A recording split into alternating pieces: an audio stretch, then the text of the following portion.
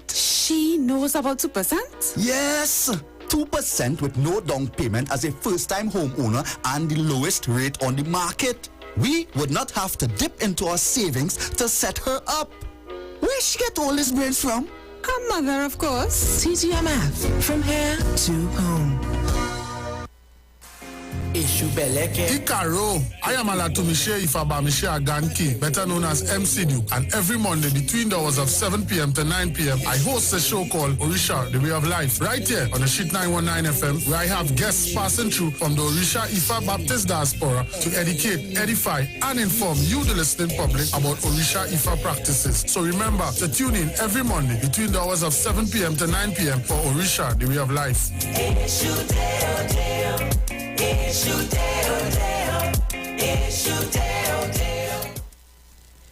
Clarity. It's what we want for our vision. Whether we're working in the office, during our nighttime commute, or watching our TV.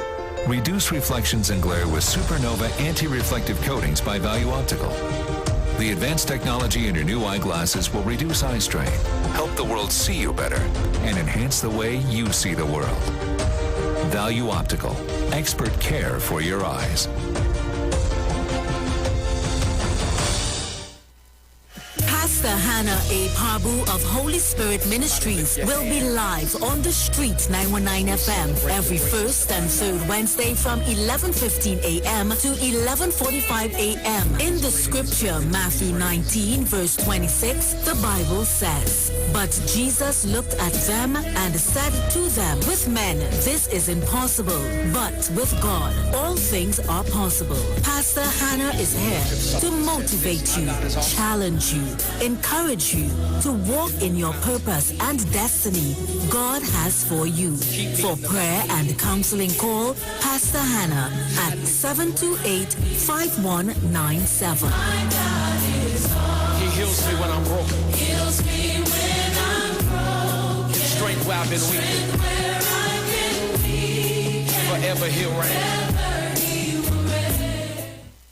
This is Bishop Aaron Williams from the Divine Problem Solving International Ministries, inviting you to be part of our broadcast on any given Thursday night from 12 midnight right on to 5 a.m. on Friday morning. And this broadcast is called Early Morning Gospel Market Program. Then we have on Tuesday from 12 noon to 1 p.m. the Holy Ghost Gospel Pharmacy. If you are sick and ailing, you can get from this particular pharmacy, from the pharmacist, the good things of life. Hallelujah. And any Saturday from 10 a.m. to 12 noon, break into the host of the Philistines. Hallelujah. If you are sick and tired of being sick and tired, hearing the babel of false doctrines that you encounter daily, it's about time you get close to God, God's word, direct from his throne room, in the name of Jesus. God has good plans for his people. Why do you worry so much? Tune in to the Street 919 FM for Gospel in the Bone Ministry every Sunday from 7:05 a.m. to 8:55 a.m. For the program, God's Last Warning Message. Hosea chapter 4 says, "Hear the word of the Lord, ye children of Israel. For the Lord hath a controversy with the inhabitants of the land, because there is no truth, nor mercy, nor knowledge of God in the land. By swearing and lying and killing and stealing and committing adultery, they break out, and blood toucheth blood." Remember, every Sunday from 7:05 a.m. to 8:55 a.m. for the program God's Last Warning Message with Gospel in the Bones Ministry, right here on the Street 919 FM. The journey's almost The views expressed are not necessarily the views of the management of the Street 919 FM. Share the live. Share the live. The Street 919 FM on Facebook and Instagram. Share the live. Iowa George on Instagram. Share the live. Iowa TV and Street TV on YouTube. Share the live. The Street 919 FM. Yo, this is your boy Ziggy Rankin, and right now you're listening to the Titans of Democracy. You don't know. Real talk.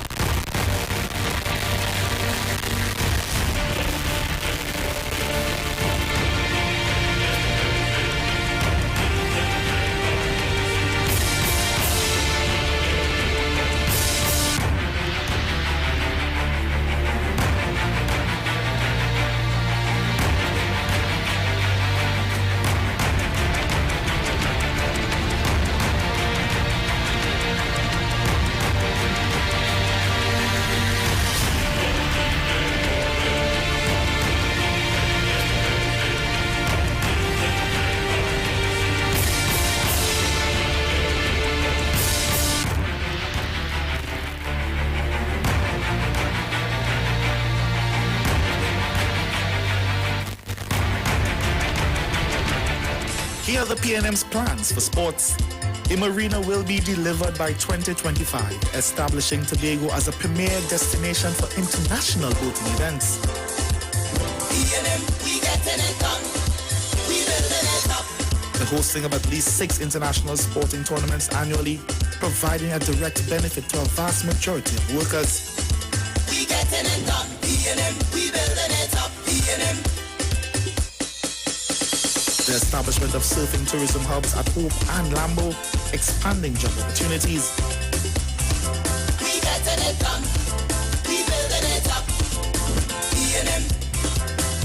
We will expand the THA Sport Awards, recognizing youth achievement and excellence in a wide range of areas.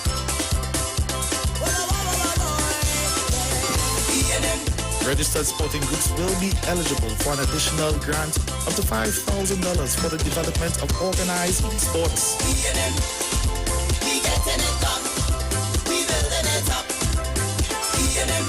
We will grant at least one university scholarship to an exceptional athlete annually, also partnering with the private sector to provide 2 additional scholarships. We getting it done. We building it up. PNM. We will grant at least 1 scholarship to an exceptional, differently abled athlete annually. We getting it done. We building it up. PNM. The PNM is helping you excel in sport. On December 6th, vote PNM. PNM.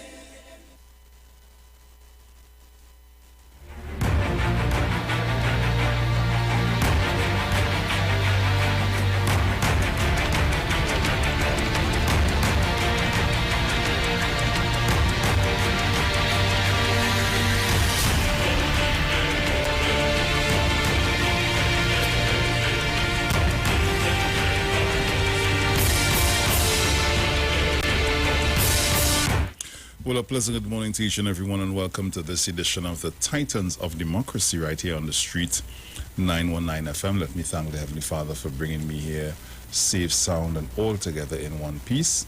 A pleasant good morning going out to my entire family. Good morning to Ms. Sharon Felix, Mr. Dominic Romain, and their entire family. Good morning to you, all our callers, all our listeners, to all of our viewers online. For those of you that are always locked on with us, it's always good to have you guys on the inside with us. Yes.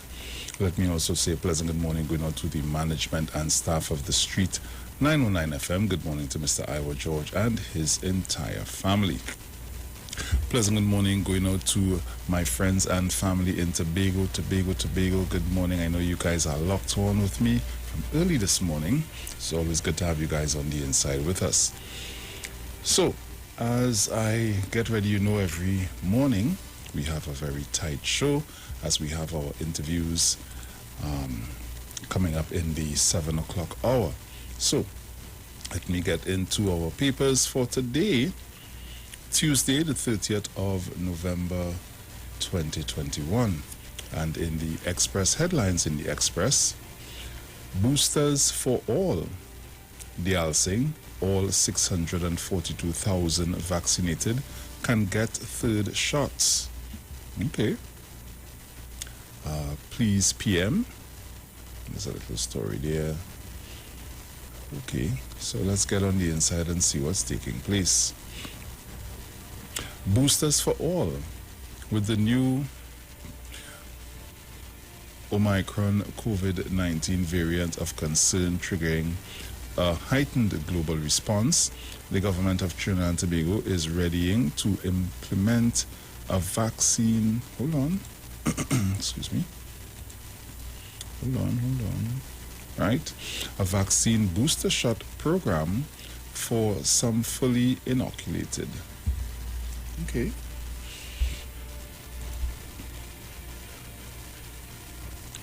EBC, no electronic voting in THA polls.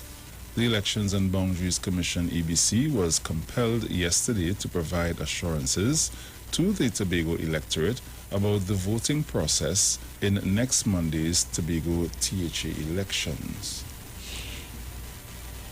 61 patients in ICU, 61 critically ill COVID-19 patients are currently in the intensive care units of Trinidad and Tobago's parallel healthcare system. Dial Singh stop the personal attacks Tim. Health Minister Terence Dial Singh yesterday called on members of the Opposition United National Congress, particularly Dr. Tim Gopi Singh, to stop the unwarranted... Hold on. Yes. To stop... Where am I? Right. To stop the unwarranted personal attacks against Chief Medical Officer Dr. Roshan Parasram, Dr. Avery Hines, Dr. Michelle Trotman, and Dr. Miriam Abdul Richards.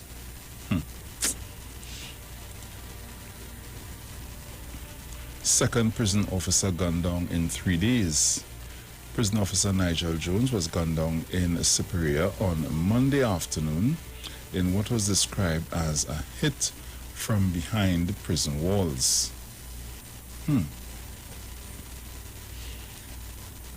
PM off to Barbados. Prime Minister Dr. Keith Rowley will depart for Barbados. That would have been yesterday, where he will attend the official swearing-in of Her Excellency Dame Sandra Prunella Mason as the first, as the first president of Barbados. Okay.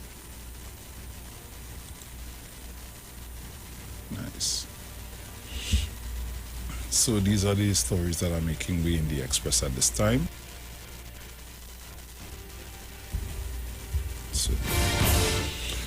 So we head over to the Newsday. Okay. Wait a minute. Right, so we are in the Newsday. 3 dead, 3 wounded in Laventille shooting.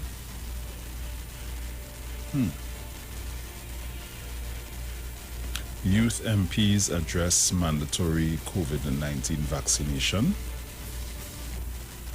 Valuation forms deadline extended to January 31st. Protesters on continued closure of schools. Parents at end of their tenth year. Okay.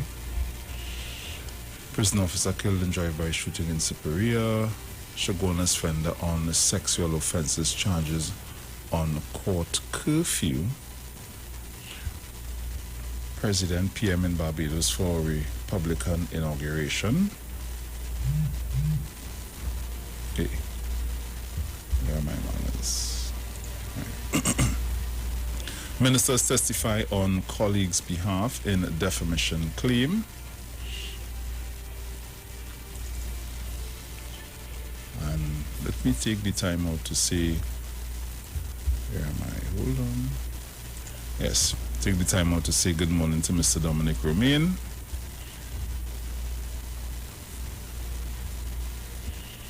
Morning. You okay? You okay, friend? No, no. Dominic, you went over there to relax. You're looking like if you know went in your bed and had to get up. I didn't know. You in vacation so long. Why? Like you forgot how to do it or what? 5 o'clock thing I'm working for me, you know. I tell you to set back the clock, you're listening to me. I will do that. Set back the clock. At least during the week or on a Tuesday and a Tuesday. Right. Oh gosh. Okay. I know I'm going through the papers here. I'm trying to finish. Okay. Yeah. So guys, continuing, Trinidad and Tobago hits 2,134 COVID-19 fatalities, 19 more deaths, 462 cases. Fired police contractors being paid monthly but want lump sum. Okay. Tutor, why aren't we on education committee? Okay. Vieira Bajan's lawyers await payment from Equal Opportunity Tribunal. Slain Venezuelan showered with kisses at funeral. Blind, visually impaired want better infrastructure. Murdered prison officer had applied for gun license. Okay. And these are the stories that are making way in the news day. So quickly over to the Guardian. Headlines in the Guardian: under siege. UNC calls on PM to clear air on Tobago property. United National Congress MP Saddam Hussein has called on Prime Minister Dr. Keith Rowley to clear the air on Inzigate and allegations that Rowley didn't declare to the Integrity Commission the purchase of a Tobago property in 2019. A bail for market vendor accused of raping neighbor 15. Government grants extension for submission of property tax forms. Stakeholders, analysts see new hope with changes to top cop selection process. Cops to patrol highways at night to deter speeders. Residents, developer question why no garbage collection in new community. COVID-19 sharpens Tobago's razor-thin electoral margins. KLM flights to TNT unaffected despite Omicron variant spread. Republic Bank, January 31st cutoff date to redeem old notes. Highway Patrol issues 91 speeding tickets over the weekend. TTMA applauds government stance on illicit trade. Infographic: how Omicron compares with other COVID variants. Guyana playing big role in protecting Amazon rainforests. Moderna says Omicron vaccine could be ready by early 2022. ODPM gives RHAs emergency medical supplies, and the booster shots for all coming soon. So these are the stories making way in the Guardian, the Express, and the Newsday. So guys, at this time, I hand it over to Mr. Dominic Romain.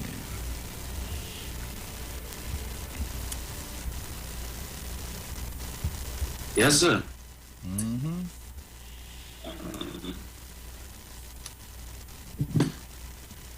Well, I have to admit, I haven't really been following the news. You know, my day usually starts about 9 o'clock, and it usually ends about 11 o'clock. Yeah. So, yes, last night was Texas Roadhouse. I must say, it was if ever you are this way, you need to try them out. Oh yeah. I'll be having them again for breakfast because the food was just too much. Way too much. That is why when I call you, I can't get you. Yeah. Now what I hope that, yeah. Tonight would be Red Lobster, and then tomorrow it's Hard Rock Hotel. Yeah. Boy, you're not lobster thing by yourself, yes? Oh, well, Red Lobster, they have all kind of seafood. You know, sometimes you gotta try everything. No. No shell for me. No shell for me. Oh. No. Well, I don't have that problem. I'm just not inclined. The only thing I'm not inclined to is crab. One time I had crab was in China and I didn't like it. Look who you going to eat crab. Well, it was looking good. Look where you want to eat crab. You leave the whole of Trinidad to go China and eat crab. Yes, Dominic. That was the first and last time you would crab, but the rest are no problem. Yeah. Right, so let me just say, as usual, good morning to all of our loyal listeners on the Street 919 FM. As always, thank you for choosing the Street 919 FM as your frequency of choice, even to the trolls and the haters. And they have, as I always say, you all had options, because I think you could have been listening to Liar Politics at this point in time. You could be listening to the Underground Report, which is where that report deserves to be underground, nowhere else. But they'll pay for them out. You have other options. But the truth, as I always say, has a strange attraction. So, good morning to Mr. and Mrs. Giuseppe, Mr. and Mrs. Regis, Mother Tuna Puna. Morning, Angie, Olga, and Uma. Mano, Mr. Porter Spain, good morning to all of you. Alison Samuel, morning to you as well. So, Bruce, I want to request a song this morning. If you could put your hands on it. I think it was the last time Crocro won Calypso Monarch. I stand to be corrected. The song is Nobody Gonna Know, or Nobody Ain't Gonna Know. If you could find it. Okay. Yeah, Nobody Gonna Know by Crook. Yeah.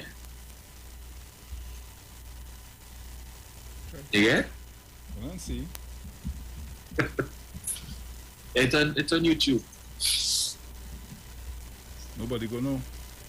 Yeah.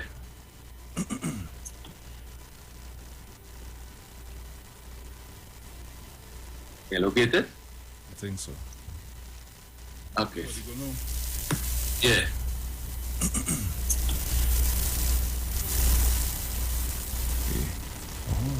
You located? Yes, alright. I have to mute one and. Well, yeah, I'm looking for that.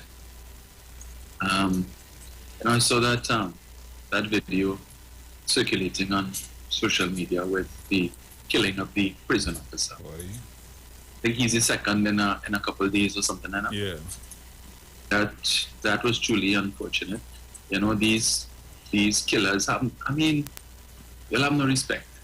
The man with his daughter, no regard. It would take some heartless bastards to do what they did, right? So you all in care, well, when you gun down the man, what's supposed to happen to his child? This child is going to be scarred for the rest of her life, right? To have to see her father killed in that way. No regard. And you know, sometimes, and it may be the wrong thing to say, you know, but sometimes these criminals, when they end up in a shootout with the police and they end up on the right side of the bullet, there's not to feel sorry for some of them.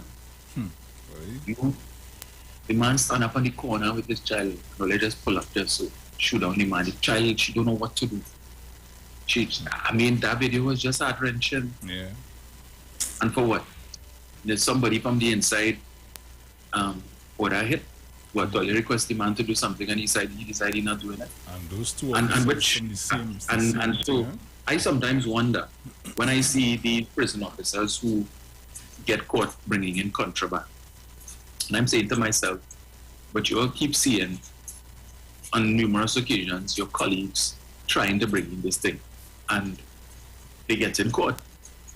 So what would possess you to do it or to think that you could get away? And it may very well be that these guys are being threatened and, you know, it's either you do it or else. Not take a chance. So while we would be seeing these things and seeing these guys being arrested and saying what is money they like and all kind of thing, it may not necessarily be that, you know. Maybe that these guys are doing this because they don't have a choice. Because they're seeing their colleagues being killed, they realize how easy it is. But then too, you have to look at the flip side. Those colleagues who are doing it for money, who are bringing the cell phones into the prison, and facilitating these things, so that these guys on the inside could call the hits, call the shots on the outside. So condolences to that man's family, and I really hope that his daughter gets the counseling that she needs, because she's certainly going to need that. It's well unfortunate. I hope the police find these guys, but, and holding out too much hope on that. This upsurge in murders within recent times, again, was for concern. The former commissioner probably figure, well, there's a feather in his cap to say, well, all this wasn't happening when I was inside there. So we'll see how that plays out. Also, I saw that the new rules or the new regulations with respect to the selection of a commissioner are now in place, and it's not meeting with the approval of the former commissioner. And he had a pretty stinging tongue lashing for the Prime Minister over the weekend. I continue to make the point, hush your mouth. Because your mouth get you in trouble in the first place. Yep. The man wouldn't learn his lesson, but I had to wonder if he really won this one. You have my song there, Bruce? Yes. You might know.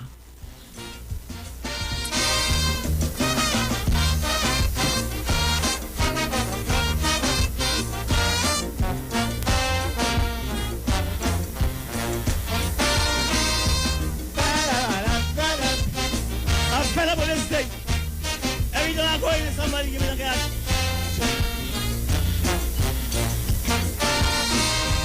I swear to God, next time that I'm leaving, I ain't telling nobody nothing. I learned my lesson and I learned it well. Next time I go in, I ain't have nobody to tell. From the get-go, they hear go leaving. Man, woman, and child, they keep bringing something. Like these people ain't care about me. Is carry this and that for the family. Carry them 6 Panadol in case my big son sick. Carry that nice green parrot on the stick. See go bin daughter, I can't forget her. Kiss them few bottle of Coachella. Take them 6 dry coconut care, eat for granny. The pawn in the pile is for Uncle Harry. And my little nephew, the one that's play man. Don't forget to give him this 10 a pan. They have a greasy paper bag packed up with roti. Some diapers to give to a little baby. Pastel cuckoo and chili baby. And a yoke they won't get for a sharp TV. 6 suitcases already, croaker on a rail strain. They run in the back was to cut ribbon cane. I'm telling you plain, I can't take this train. Next time I go here, nobody ever know again. Dominic, I don't like your ways.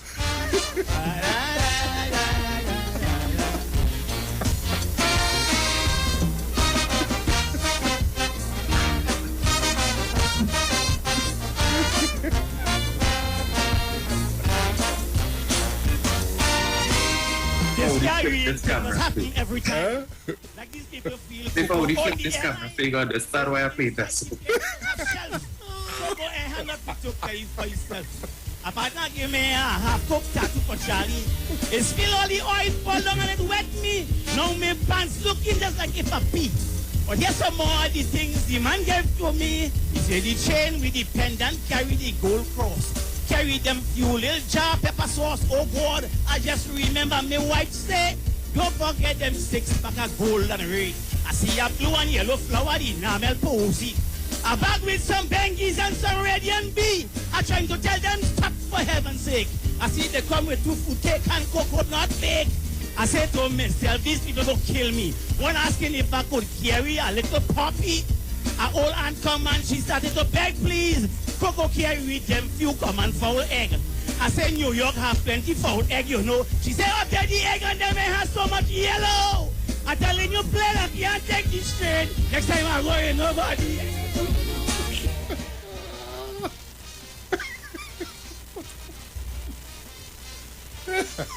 They walk again on the phone. Oh gosh. Is he coming back? But we Coco say they won't bring the whole fountain of a panel van like a piece TNT shipping all that back. Hey, I wonder if he have this. I wonder if he have this recorded. I'll get in contact with him and try if he have that. Have that recorded. Hey, well, yes. Dominic, take one.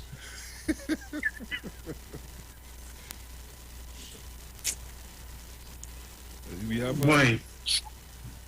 you got the stuff for the interview today? I think so, yeah. All right. Cool. We have Nadine Stewart Phillip. Yes, that is who it is supposed to be. Okay. Yes. Okay. Yeah, I got done. She's just half an hour, right? Yeah. Okay. Right, so I see that the Prime Minister and the President are also in Barbados today.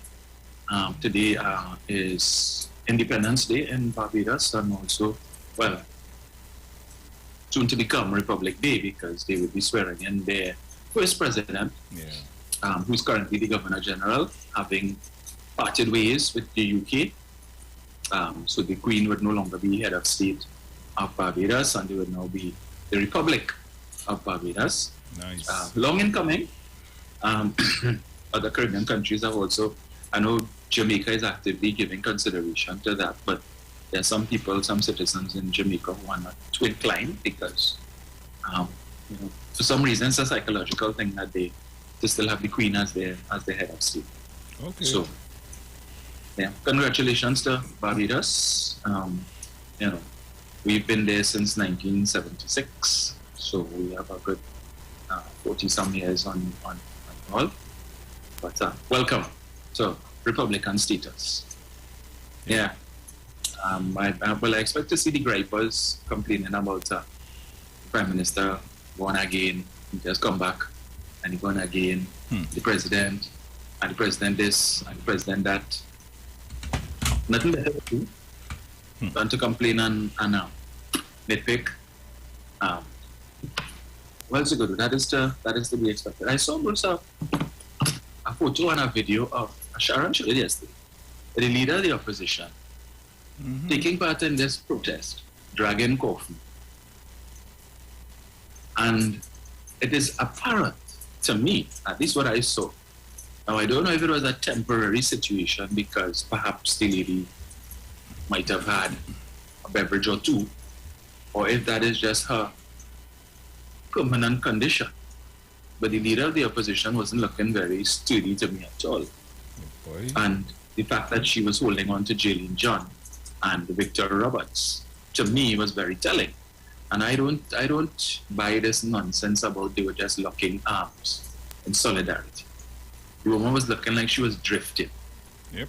And it is not the first time that there have been questions raised with respect to the health of the leader of the opposition. The fact that on a number of occasions where she's been doing her Monday night forum meetings, she's been sitting down to do these meetings. And to mask it, the other speakers have also decided to sit down as well, to make it seem as if there's nothing wrong with the leader of the opposition. But you all need to understand that the woman is pushing 70, right? She's not a spring chicken anymore. She's not 60 years old as she was in 2010 when she became Prime Minister, all right? And she, by her own admission, has her health challenges, which would have delayed, so she says, her decision to take the vaccine. But you'll continue to prop her up. And if this is her condition in 2021, what is going to happen in 2025? You think that she's going to be any stronger? But you'll continue to lavish praises on her. And she is the Prime Minister in waiting. Dr. Rowley is older than she is, and he is in full control of his faculties, and he seems to be in the prime of health. All right? So,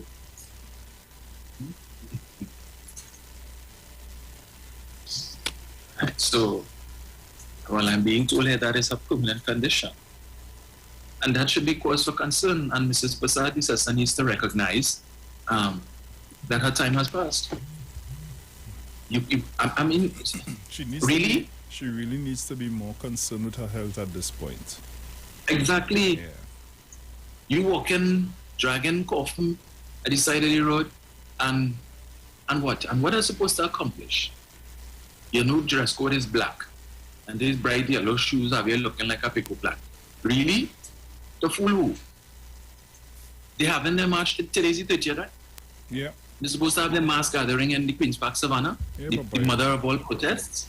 How is that going? They got police permission to do that? Another, a potential super spreader event where we have people, 20-something people dying a day. And this is what the UNC is advocating. And make no mistake about it, right? They are the main proponents of this foolish gathering, right? They are the organizers of this. In fact, they've been promoting it heavily on 104.7. But the man who, his mouth has written a check that his bank account cannot cash. And I hope Dr. Rowley takes him to the ropes for his folly. Right? Rake him over the coals and make an example of him. Yep. For his sheer stupidity. Right? So, the point of dragging this coffin and they're making their way to the parliament. Is it that they're supposed to arrive today? The coffin's supposed to reach today in Parliament to coincide with their mother of all protests. We say, no, these people are real jokey, when I think about it. Between 2010 and 2015, and when I recall all of the protests that it had, Section 34 protest was huge, right? The protests from Shagaramas, when to protest the lands that they were giving away, 4 acres of land that they gave away for $1 a year, that was supposed to be leased back to CDA for $900,000 a month after the car park was built, right? The 100 acres that they gave to one man to supposedly plant onions to export. And then piece of the land ended up being paved. Actually, the agricultural land is paved to host Carnival Fete, right? And it's now housing a cafe. That should have been a mega farm. The lands that were given away where people were complaining they couldn't access Shagville Beach, the Shagaramas Convention Center. I just like to remind people like Central of these things, you know? And Central like to talk about corruption under the PNM, and the PNM invented corruption. I want to tell them, Sunday morning, we will talk about corruption, right? I keep making the point. There was enough corruption between 2010 and 2015 to write that book. But since I like to talk that talk and only want to go back 50 years, I will go back to 95 to 2001 and give you a little reminder now. A particular report written by a man called Bob Lindquist, forensic auditor, who described the airport scandal. Anyway, I will save that for Sunday morning. I hope Central listening. Yeah, I hope you're listening. That's for you, right? But even for the when I can't remember what it was. Something the leader of the opposition, some motion she brought recently, and I don't know if it was purposely orchestrated that way. That from time to time, I don't remember if it was no, it wasn't that motion because she was wearing pink. Where every time she would make a point, and the members of the opposition bench would come to the desk and make noise and so on, to give her some time to go back and sit down, to rest for a couple of minutes, and then she come back to the podium and talk a little bit, and then they behave in a raucous manner again, and she goes back to sit down and keep doing that nonsense. You need to recognize, and you all need to tell your political leader, her time has come. Okay? She needs to go home and relax with her grandkids and just enjoy whatever time she has left above ground. She's not looking well at all. Even in her speech, sometimes. She continues to steal her speech. She's no match for Keith Rowley, physically or otherwise. Intellectually, no match. No matter how you all try to lift her up and praise her as the best thing ever. And she was the best prime minister this country ever seen. That is a UNC perspective and a UNC perspective only. Because you're delusional. Right? Basket of deplorables, I always say. And if all you don't like it, that's all your business. But it is what it is. Some of the most racial comments that you see on social media, you know whose camp it comes from, but you all like to jump up and what the PNM always playing the race card. Always, Always talking about that. The PNM always playing the race card. And he asked them, how so? Nonsense talking about the blank man and the ads. It was apparent if you all choose to turn a blind eye to that, that's all your business. There's something wrong with all here, right? The most amount after the election, 2 occasions, 2015 and 2020, when the UNC lost. It was their supporters were the ones who were making it about race, right? And all of this I keep hearing talk about the government waiting until after the THA election to lock down the borders and lock down the country and all kind of thing, but they wouldn't do it now because they don't want to lose in Tobago. Dr. Oli has always made the point, the PNM is not afraid to lose elections. Whenever the PNM loses an election, they go back, they reflect, they analyze what went wrong, what were the issues, right? They fix it, and then they come back, and the population will, and the confidence is always restored in the party. It's nothing new. Yep. And when a party can come back from 33-3, it tells you something, right? There were many people who wrote off the PNM back then in 86 and said the PNM dead. And Mr. Manning was able to fix the problem. And that's the difference between the PNM and other parties. You see, because when the and this is the unfortunate thing, when the People's Partnership lost in 2015, people like Larry Lala and others who came out and condemned the leader, who's still the leader, for not coalescing, for not bringing everybody together to say, let us do some sort of introspection. Let us analyze what went wrong. Since we consider ourselves to be the best government ever this country ever seen. But clearly the population didn't share that view. So let's see what went wrong, where we made mistakes. That never happened. It didn't happen again in 2020, right? They blame everybody as, oh, the PNM TF election is the EBC under Fern Narcissus scope because she is Maxi Coffee niece, Heath Rowley cousin, Foster Cummins aunt, Paris Al-Rawi half sister. She's Stuart Young goddaughter. I tell you, it's all kind of relationship that they give in this one. Just see EBC bias. Yeah. The EBC bias. Poor EBC. Yeah, all kind of excuses. The election was stolen. That's the reason why Dr. Rowley didn't bring any election observers and all kind of foolishness. No, it's because the people understood what the UNC offers. I have a problem right? with this election. They understand. I keep repeating, while you all want to criticize the parallel healthcare system for COVID, the parallel healthcare system that was put in place to deal with Ebola, if it had come here, was 4 ICU beds in Cora, 15 hazmat suits and 17,000 body bags. That was their parallel healthcare system. If Ebola had come here, where people was going to go? Where was going to put them? You all keep forgetting that, but criticizing. So we are in the final stretch. Monday's election day in Tobago. You see what the outcome will be. The choice belongs to Tobago. And I said, if Tobago wants to go the way of PDP, no problem. That's their choice. Because they are the ones who have to who have to function under Watson Duke, Farley, for the next so many years. You know what's interesting, Bruce? Watson Duke often refers to Ansel Dennis as the child king, right? In reference to Ansel Dennis's age.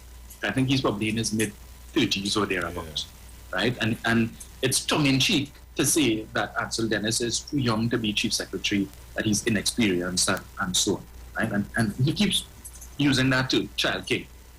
But Farley Augustine isn't that much older than Ansel Dennis.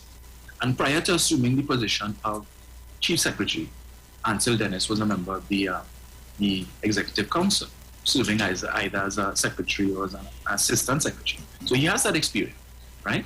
As an administrator, leading a department, or assisting in leading a department. And so he was being part of the executive council meetings, he would understand the runnings. Farley has no such experience, none whatsoever. Farley, from what I understand, is a school teacher.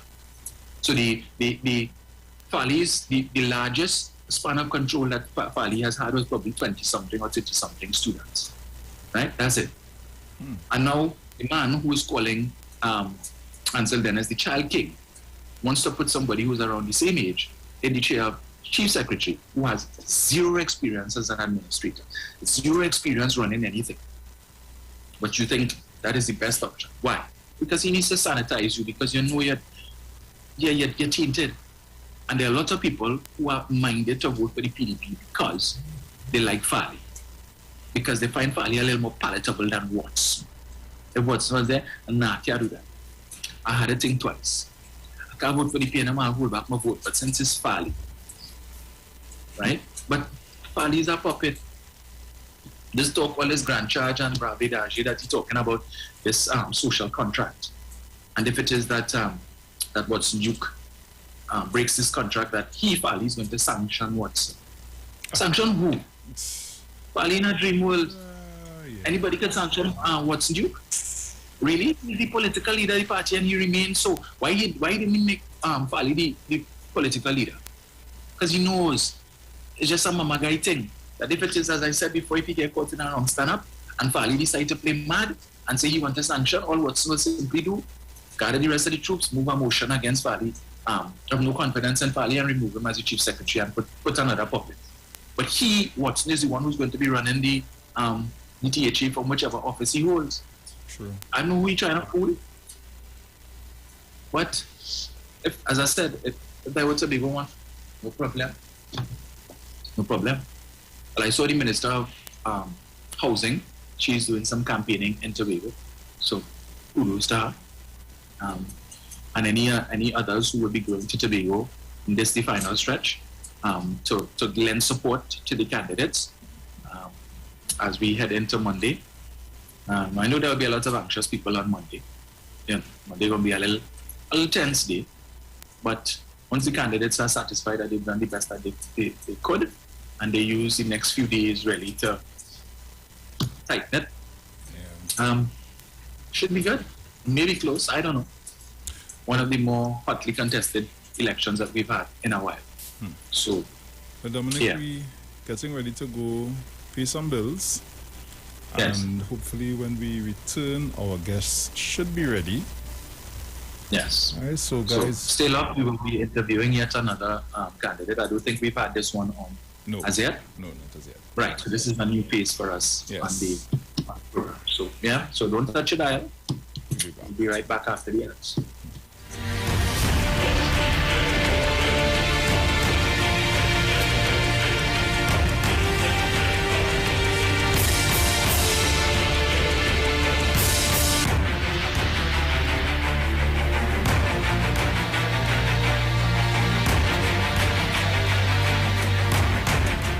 Look, there is the price of goods in the budget. No, but cost cutters have the best price for my pocket. This is Robbie B, and I shop at Cost Cutters Supermarket. 4 locations: Eldorado, Sangre Grande, Columbia, and Scarborough, Tobago. We are the most affordable supermarket in Trinidad and Tobago. You can always depend on us. Something extraordinarily exciting is happening all over the country. The Multiplier X Effect. NLCB Scratch players have been extremely ecstatic as they can maximize their winnings up to 17.5 million in cash with the new Multiplier Trio of Games. Okay. For just $10, $20, and $50, play the trio of 10X, 20X, and 50X games for a chance to win your way to 17.5 million in cash and up to 45 chances to win. The new Multiplier Trio. Play all 3 and multiply the excitement today. Players must be 18 years and older. Please play responsibly. This Trinity Cookmas is the best with Maggie and Carnation. Win 1 of 5 stoves. Just purchase $25 worth of Maggie or Carnation products and enter online or entry boxes for a chance to win. 5 winners win a stove for the new year. So around the pot from now until December 30th with Maggie and Carnation, and make sure to include Maggie green seasoning or Maggie pepper sauce. Follow Maggie Caribbean and Carnation Caribbean on Facebook and Instagram and NestleRecipesCaribbean.com for the best Christmas recipes. I I wish I could win some money to go shopping. Well, I wish I could win some food. So wait, the two of them don't be mobile giving away cash, groceries, tech makeovers, and things for Christmas? What? You serious? Yes, but you know what I wish? I wish the two of you good for nothing will pick up a paintbrush or a broom and clean the damn house. Don't wish it. Win it with B-Mobile this Christmas. Over $1 million in cash and prizes. So come buy a prepaid plan. Switch. Sign up for any postpaid MiFi or wireless home broadband plan or pay your bill to enter. Visit bmobile.co.tt for details. B-Mobile. Life is on. Red and ready to be and then we voting for. Red and ready to be and then we voting for. Red and ready to be and then we voting for. Red and ready to be and then we voting for. Show me red, everything. Show me red, everything. We taking our chances. We don't pick we side. Oh, show me red, everything. Show me red, everything. Taking our chances. We don't pick we side. Oh, the enemy stronger. We blessed by the Father. Protected we stand alone. Your grace is so sweet. This is a new chapter. She going to write history. She have the right energy. Can't stop, you know, protecting my future. Be an all the way. 6th of December. Ready for victory. His body's here, we waving. His body's here, we voting. I tell you, we done pick the side. We ready to ride. Be an body fire. Be an body energy. A positive energy. And the cannot damage it. This side of fire. This side of energy. A positive energy. And the cannot damage it. December 6th, take no chance. Protect your future. Vote PNM. Great is the PNM. If you're experiencing pain, constipation, headaches, poor blood circulation, high or low blood pressure, diabetes, cancer, swollen or darkened feet, come visit us at Health and Wealth Lifestyle, located at 73 Eastern Main Road, Barataria, opposite Eastern Credit Union. We at Health and Wealth Lifestyle offer a wide range of services. Come and experience our new 3D analyzer, which allows you to have a look inside your body. We also provide live blood analysis, iridology, ionic foot detox with foot soak and foot massage, aquatherapy, full body massage, and organic supplements on sale such as Nano Silver, Nano Zinc, Body Light, cold pressed sesame oil, and more. Health and Wealth Lifestyle, located at number 73 Eastern Main Road, Barataria, opposite Eastern Credit Union. For more information, call 275-8359 or 288-1108. Join Nicole Huggins for Health and Wealth Lifestyle every Monday from 9:05 a.m. to 9:55 a.m. right here on the street 919 FM. Life takes us along so many roads. Some are planned, others can take unexpected turns that may cause us to worry. A home equity loan from TTMF can give you the means to navigate these turns that require major financing. With up to 30 years to repay, you can use the value in your home to consolidate debt, finance medical expenses, for tertiary education, home renovation, and other major expenses. Call or visit our website at ttmf-mortgages.com to find out more about our home equity loan. Let us help you steer those financially challenging journeys. TTMF, from here to home. From the studio to the stage, every Friday between 3 to 4 p.m. right here on the street, 919 FM. Radio you can see. Log on to our Facebook and YouTube so you can see live interviews and performances from some of our very own local superstars. Right here on the street, 919 FM.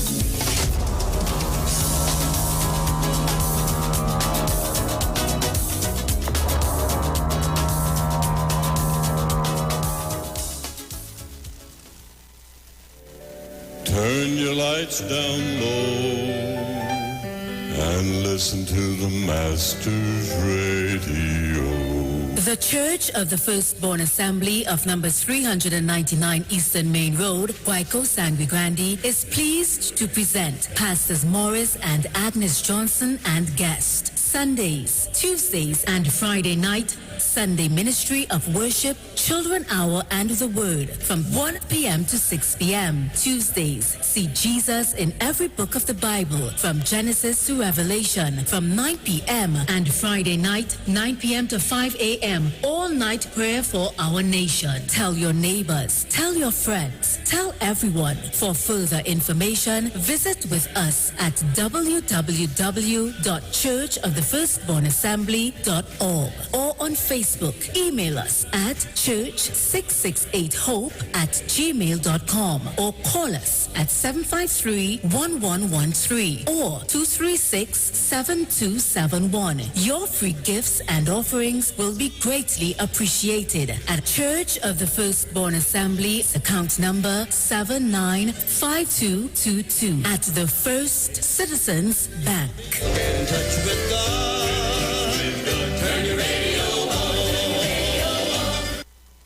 Share the live. Share the live. The Street 919 FM on Facebook and Instagram. Share the live. Iowa George on Instagram. Share the live. Iowa TV and Street TV on YouTube. Share the live. The Street 919 FM. This is the time to let our voice be heard, echoing all land and all across the world. Standing strong, it's time for us to unite. Let's come together, being them for our future, and we'll sing. Let's do it together, being them for our future, and we'll sing. Welcome back. Dominic, I am trying to get some information here.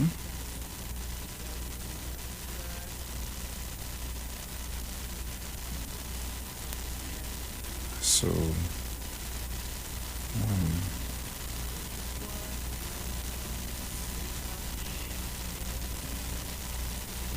yes.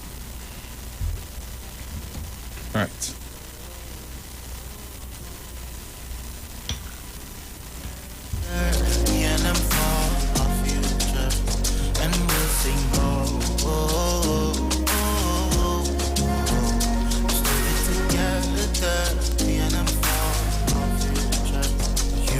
The future of this generation, so your time is now. You are the future of this generation. Time to stand is now. You are the future of this generation, so your time is now.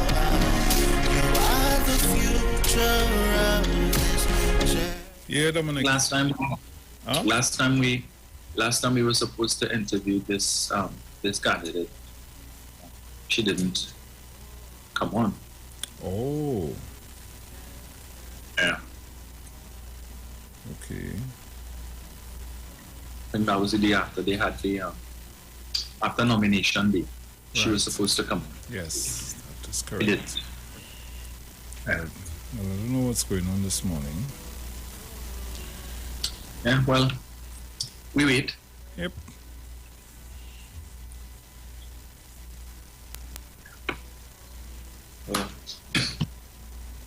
I see, as I said before, I see that the heavy rollers are moving into, doing some work in Tobago. So, interesting to see what the feedback is like. Anyway, I also saw that the Prime Minister would have commissioned the 2 new fast patrol vessels. So that's 2 more vessels that we have in the Coast Guard. Yep. 2 vessels that the UNC did not purchase, but 2 vessels that they griped about. No, they had issue with that. And what is this thing now with Saddam Hussein calling for something with the Integrity Commission? These people, desperation knows no bounds with them. So they decide to go and scrutinize the Integrity Commission declaration of. Yeah, she's here? Yeah. Okay.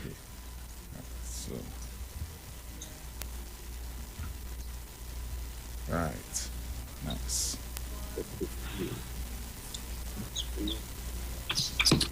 Hi guys. Morning. Morning. Good morning. My apologies for joining late. Apparently the wrong link was sent to me. So I am here now. I had to reach out to let them know that I wasn't getting in. It was saying unable to connect. So my sincerest apologies. That's all right. These things happen. Right. So this morning, folks, as we continue our series of interviews with the PNM candidates for the upcoming THA election next Monday, we have with us Nadine Stewart Phillips. So this is the first time, I think, Nadine, you're being interviewed on the Street 919. I think I may have been interviewed some years ago when I sat as a senator, but this is my first time as a candidate in the election. Yes. Okay, great. Right, so we have a brand new face because some of the other candidates have been on at least a couple times, but this is the time that we are speaking with Nadine. Unfortunately, not so. Yeah. So, welcome. Nadine, you are the candidate for Roxborough Argyle. Yes, I am. And your PDP contender is? Mr. Watson Duke, political leader of the Progressive Democratic Patriots. Boy.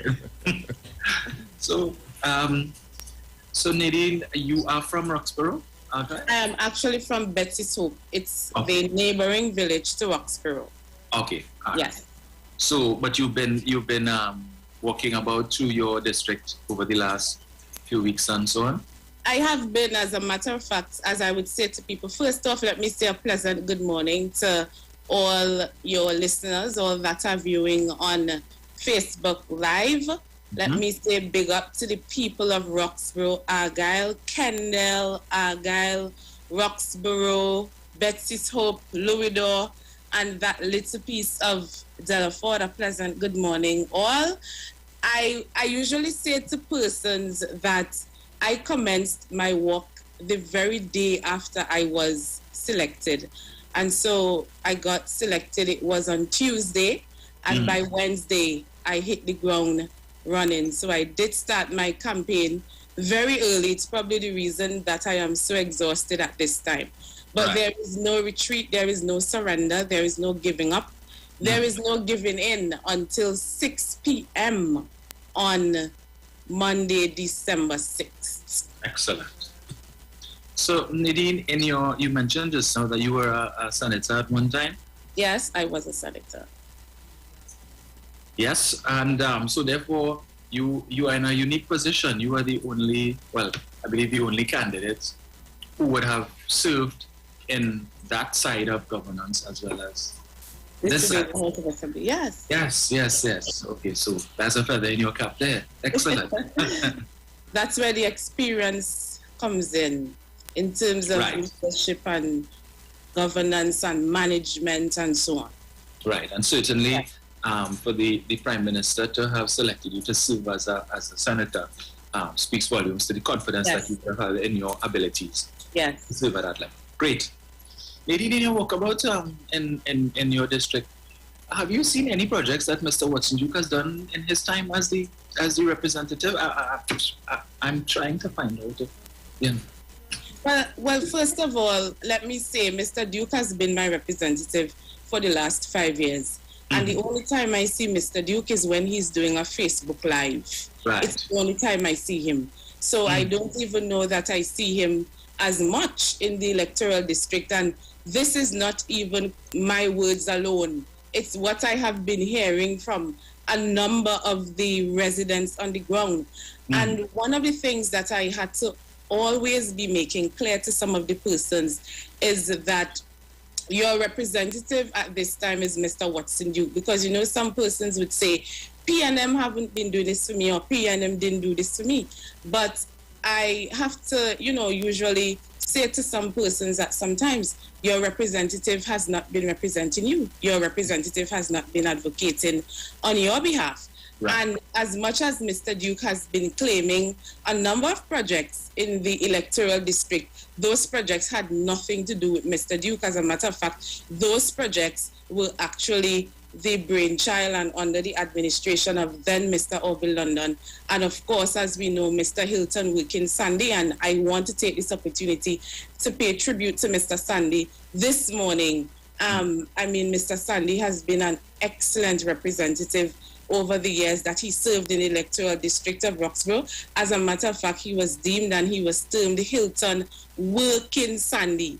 Right. And so I aspire to follow in his footsteps. I know that I may not be as perfect as he was because we are all our own individuals, but he is someone that I worked very closely with. I worked very closely with his campaign. I worked very closely when he implemented a lot of projects and so on. And so I learned a lot from him over the time that he has served as representative in the electoral district. It was then Roxborough, Delaford. Right. Okay. So if as an ordinary assemblyman, Mr. Duke has been too busy to service his constituency or his district, far less for if he becomes a member of the executive council. Yes. Food for thought. You are in the division of health.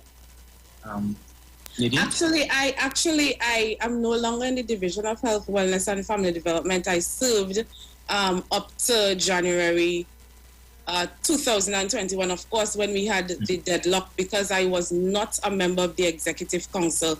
Then I could not continue. It was only by law the executive council that was allowed to continue. But I did serve as the assistant secretary. As a matter of fact, in the height of the COVID-19 pandemic, I served managing and leading the family development department and ensuring, that in a time when there was so much uncertainty, that we were meeting the needs of persons, that we were ensuring that the basic needs of persons in the first instance were being met. And I was happy to serve alongside the secretary, who worked extremely hard, who continues to work extremely hard to ensure that we manage and as best as we can manage the COVID-19 on the island of Tobago. Right. So, and that division would also have been responsible for the social grants and so on. Yes, the implementation of the social grants. We actually did it in collaboration, as you would know, with the Ministry of Social Development in Trinidad, but we were solely responsible for rental assistance. We paid it from the Tobago House of Assembly, and we did that in a quick time because the COVID, the impact of COVID was extremely real.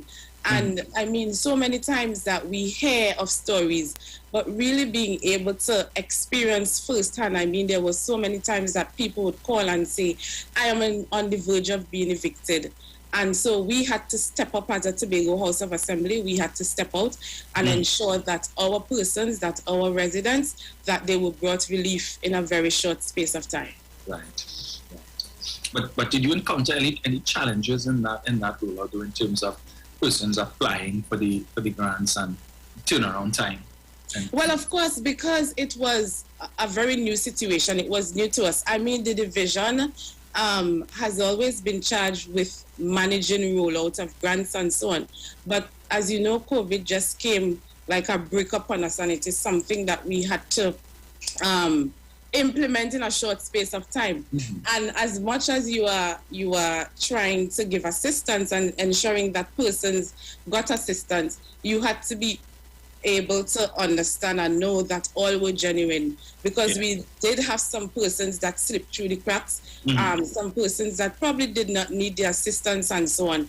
And so we had to ensure that the documentation, even for auditing purposes and so on, were always clear. And so sometimes we had delays due to the fact that, persons were not even able to submit a rental agreement and so on. But we really worked with persons because we did not want that the few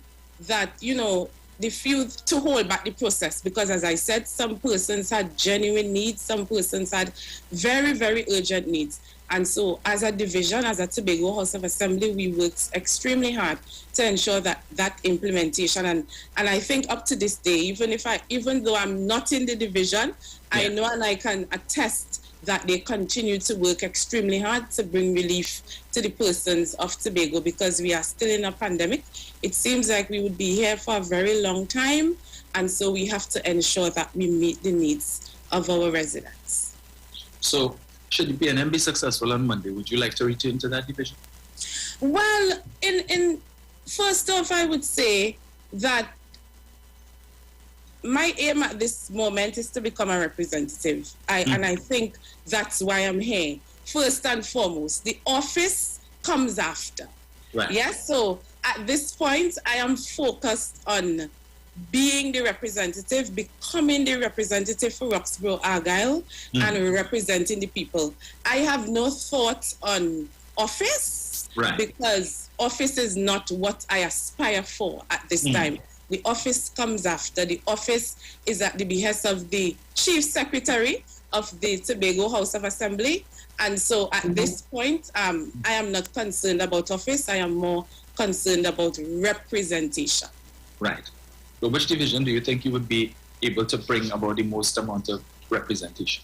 Given the needs of, is it in terms of, is the most pressing needs in that district? Is it infrastructure? Is it social? Is it people need employment? Yes. What would you say? I think to answer the first question, just because you insist, I would function in any division, because I'm not sure if you remember, when I was just assigned as secretary back in 2017, I was actually placed as the secretary of tourism, quality and transportation. Right. And so at that time, I had, no experience in tourism and so on. I mean, I had some experience in management and leadership and so on. So any division at this point, as I said, my aim is representation at this point. But of course, wherever the chief secretary thinks that I am able to serve, I would be willing and able to serve. But the needs of the persons in the electoral district, they are many. Of course, we have the social needs. That would always be at the top, especially, as I said, in a pandemic. We have, of course, unemployment. One of the things that I've gotten from a lot of young professionals is the need for housing for young professionals. Of course, the PNM has outlined that as one of its manifesto commitments. I'm not even going to say promises, it's a manifesto commitment and so on. So as I said, I am always willing and able to serve in any capacity. But my first point of call is ensuring that I am an effective representative. Because one of the things that I have learned, even on this journey, is that you don't necessarily need office to serve. You don't necessarily need office, because even now as a candidate, you are asking persons for support. And when you go into people's homes, you are seeing the needs. The needs are real. And, the need for food, the need for clothing, the need for shelter and so on. And what do you do at that point? Do you just say, well, you're going to have to apply to the THA for a grant? No, you can't. So I have been reaching out to the business community. I have really been partnering with the business community, partnering with the private sector, even as a candidate on this journey, not even yet the representative. And so, and I think that's what representation is about, being able to partner, being able to beg. I have been begging and pleading and just asking persons to come on board with me so that I can support my residents, because it's not good enough for me at this point, especially as a woman. When I go to a single parent home or a nuclear family home, or a single parent that is either male or female, and they are showing me that their cupboards are empty, I cannot say to them, well, you have to vote me in and then I'll give you food, because I even when I started this journey, I started with, looking at this slogan, more than just a vote, because I wanted this to be more about commitment. I wasn't going to persons just because I needed a vote. On this journey, in all honesty, I am trying to win hearts more than I am trying to win votes, because I think once you win the hearts of the people, the vote comes after. you know, and so on. So I have really been, you know, advocating, working with persons. My days probably start sometimes at 5:30. Persons call at all hours of the day. And again, not because I am only a candidate and not yet a representative, I can say to people, well, call me back next week, Tuesday. But more than that, I am also a social sciences professional. And so you know that, you know, always have that people at heart concept, because I have worked both as a therapeutic counselor, I have worked also as a social services officer and so on. And so that empathy is always there, because it is one of the major tenets, you know, of social sciences and so on, that empathy. So many times, you know, I find myself just pouring out and pouring into people and so on. And because people are having real needs at this time. And so I have been doing my best, as I said, just as the candidate for Roxborough Argyle, to ensure that I meet the needs of all the persons. I may not be able to help everyone at this moment. And one of the things that I have done, I have been very honest with people.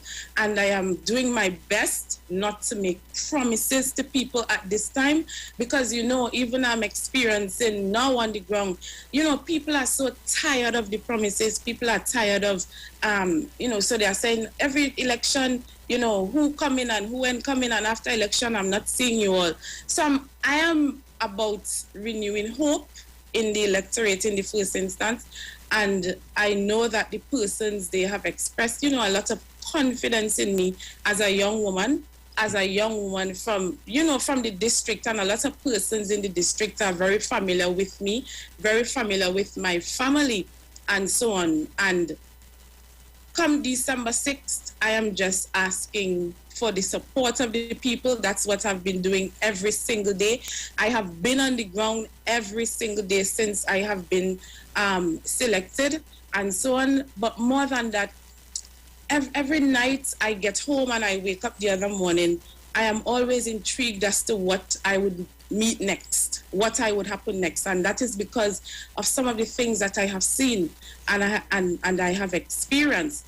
But more than that, even before this election and so on, I have always been of service to the people in the community, just as you said, in my capacity as Assistant Secretary, and even in my capacity as Secretary of Tourism and so on, and even as a senator. You know, people have always called on me for assistance in whatever form.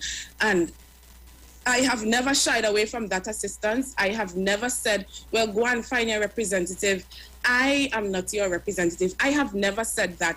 Once persons call and I can assist, and even if I can't, I always go beyond to try to assist. And again, because of my social sciences background and so on, I never try to exploit the vulnerable. And so a lot of times you would find I never post photos, I never post videos, because you don't want to expose some of the living situations and some of the conditions of these persons and so on. And I know a lot of times that it would be said that, you know, when you don't post photos, it doesn't happen. But for me, I am more interested and I am more about the persons themselves, knowing that they have brought that I have brought some form of relief to them, rather than the whole world knowing that I gave some food items to this person. Right. So one of the more echoed sentiments of some of the persons who support the PDP is that rather than give you, you know, a salient reason as to why they supported the PDP, would simply say, well, the PNM may do nothing. Mm-hmm. Now, having served in the division of health and human services, what are some of the strides, or rather, what are some of the accomplishments that you can point to that the PNM would have achieved over the last 4 years? Since people are saying the PNM dropped the ball from 2017 over the last 4 years. So speak to that, some of the developments in the health side of things, and perhaps on the social side as well. Yes, and I can definitely speak to that, and I can speak to it as it pertains to even to the electoral district as well. I think it may have been back in 2018 for the first time on the island of Tobago. We had in the community of Louisdor to serve the entire Tobago East. We currently have the Pink Room, and that was established by the then Health Secretary, Dr. Agatha Carrington, and of course that was all part of the decentralization of services and bringing services to the persons in the communities and so on. And so we had the Pink Room still existing, as a matter of fact, in Louisdor, accessed by a number of women, a number of young women and so on, older women and so on, in the community, in the electoral district, and in Tobago East as a whole. So we have, you know, a number of services, breast cancer screening, mammograms and so on, and that's one of the major highlights that I want to bring from the health aspect. Also, we had the infrastructure with the new Roxborough Hospital, you know, and we are continuing to start up the services on a weekly basis, on a monthly basis, and so on. And it's not fully operational, but we can say and boast that we have that facility in Tobago East and in the electoral district, as a matter of fact, accessed by a number of persons on the island.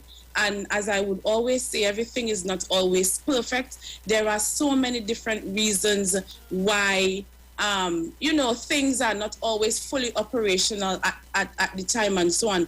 And I know persons are going to say, well, the Roxborough Hospital ain't open, but we have been providing a number of services and will continue to provide a number of services over time until we become fully operationalized as a hospital in Roxborough. That's good to know. So when it is fully functional, what are some of the how comparable would it be to the Scarborough? Okay, don't know what happened there. Bruce, you there?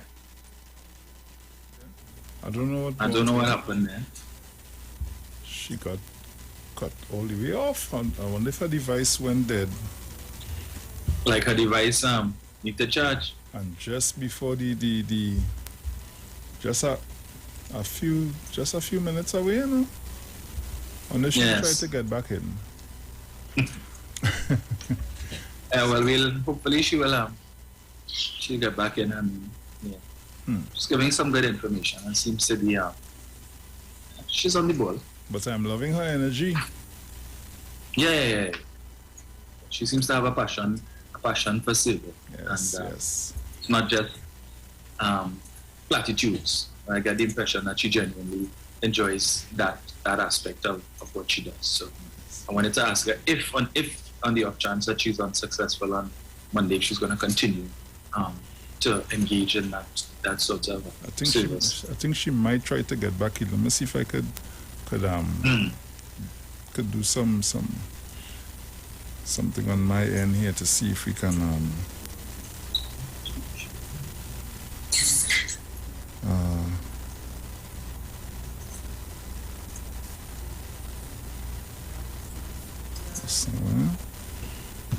we got this, let's come together now. We are stronger as one. Let's stake our claim here. Tobago, it's our time. And we'll sing, oh, oh, oh, oh, oh, oh. Let's do it together, me and them for our future. And we'll sing, oh, oh, oh, oh, oh, oh. Let's do it together, me and them for our future. You are the future of this generation, so your time is now. You are the future of this generation, time to stand is now. You are the future of this generation, so your time is now. You are the future of this generation, time to I want to know who sang this song, you know. Huh? I say I want to know who sang this song, and just This P&M song. Okay. Well, if she comes back in at some point, we'll just continue. Yeah. Seems the sudden cut off. I pop for device probably. Yeah. Yeah, I feel so. Yeah. That's what probably happened. There she is. Okay. Right.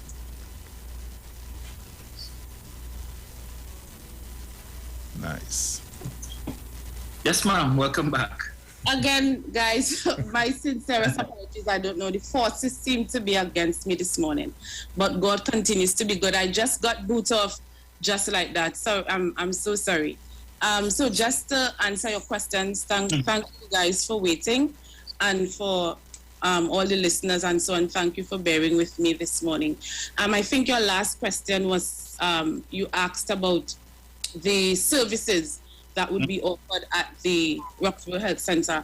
And I would say it's probably about 90% of what is offered at the Scarborough Health Center at the moment. So we have the basic health services that these, wound care, doctor consultation and so on. We would have the accident and emergency, of course. We have the maternity services. At this point, we also have the hyperbaric chamber that we had prior at the old Roxborough Health Center that has also now moved to the same facility, kind of annexed to the new hospital and so on.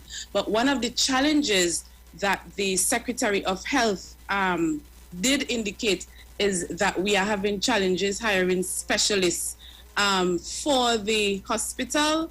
And that's one of the major challenges. We would offer X-ray, ultrasound, blood analysis, and so on. The Roxborough Hospital is equipped and would continue to be equipped to allow about 90%, if probably not 100. I don't want to go straight to 100, but most of what we see offered at the Scarborough Health Hospital would definitely be accessed at the Roxborough Hospital. But as I indicated, just to repeat in the words of the Health Secretary, and also what I know as well, because I served as Assistant Secretary, one of the challenges is getting specialist medical doctors and so on to fill certain positions at the Roxborough Hospital. Right. So Nadine, have you identified any major infrastructural projects that you would want to tackle should you be successful on Monday in your district? So one of the things that I've been saying on this journey is I have been collaborating and consulting with the people of Roxborough Argyle, because this journey is not about me. I am the one taking the journey, but I have taken this journey for a reason.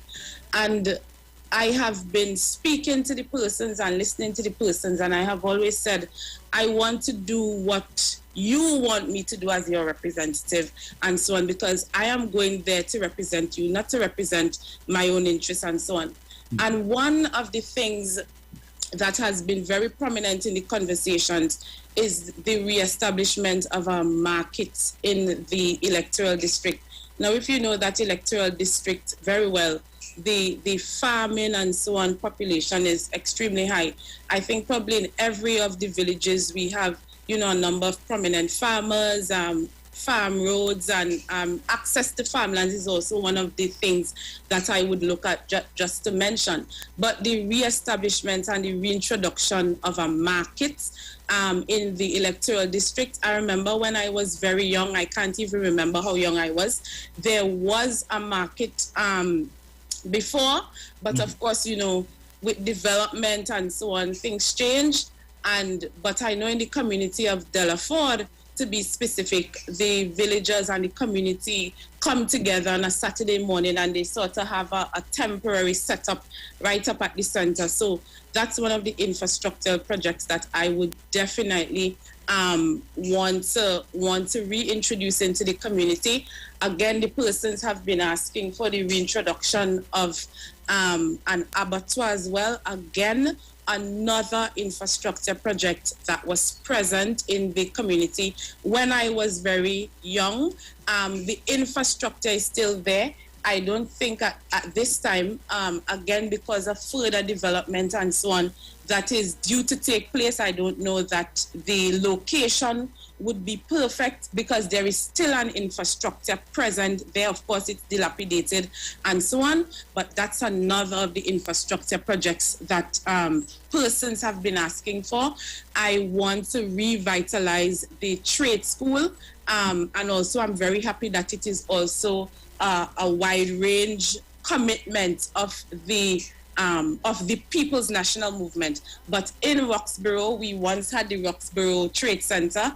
I attended the Roxborough Secondary School. It was then called Roxborough Composite School, and the Trade Center is just out the road from this. So I am very familiar, because there are so many persons that, in all fairness to them, they don't really want to go down the maths and English and the whatevers and so on. And I have so many friends, and I know so many persons that are actually businessmen at this point, have their own businesses because they went to that very trade center and they got certification in electrical, they got certification in masonry, in carpentry and so on, and are now leading better lives. Probably leading better lives than some of us who have degrees and so on. And so many of the young persons that I have met, even on my walkabouts and so on, they have been saying to me, Nadine, me ain't really on the school thing, me ain't really on the classroom thing, but I want to learn a trade and so on. And so it's about ensuring that trade center is re-established in the community and so on, so that persons are comfortable in their own environment, that you could just wake up just like I woke up years ago and just walked to school and walked back home from school, so that persons there, it would give the young men a little more motivation that they are in their own space, that they are in their own environment, and they could just walk over and get the particular training and the requisite training and so on that they need. And just to add a little further, because I spoke to it last night in my discourse in Speyside, that even after you would have achieved that certification and so on, in, let's say, for example, with the re-establishment of the Roxborough Trade Center, the People's National Movement has made a commitment that it doesn't stop there.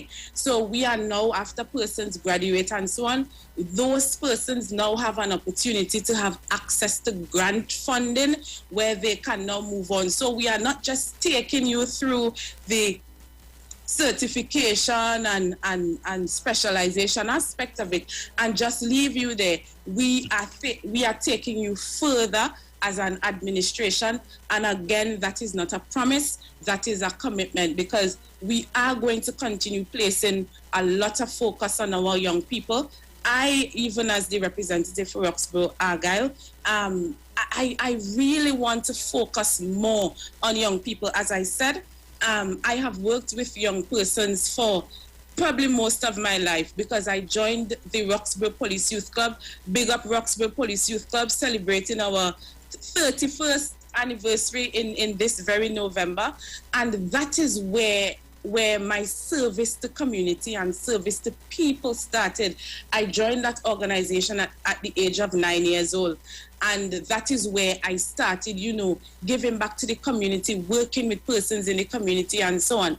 And so a number of the young persons that would have passed through even that organization are now leading in different areas, in different capacities, in different government institutions and so on.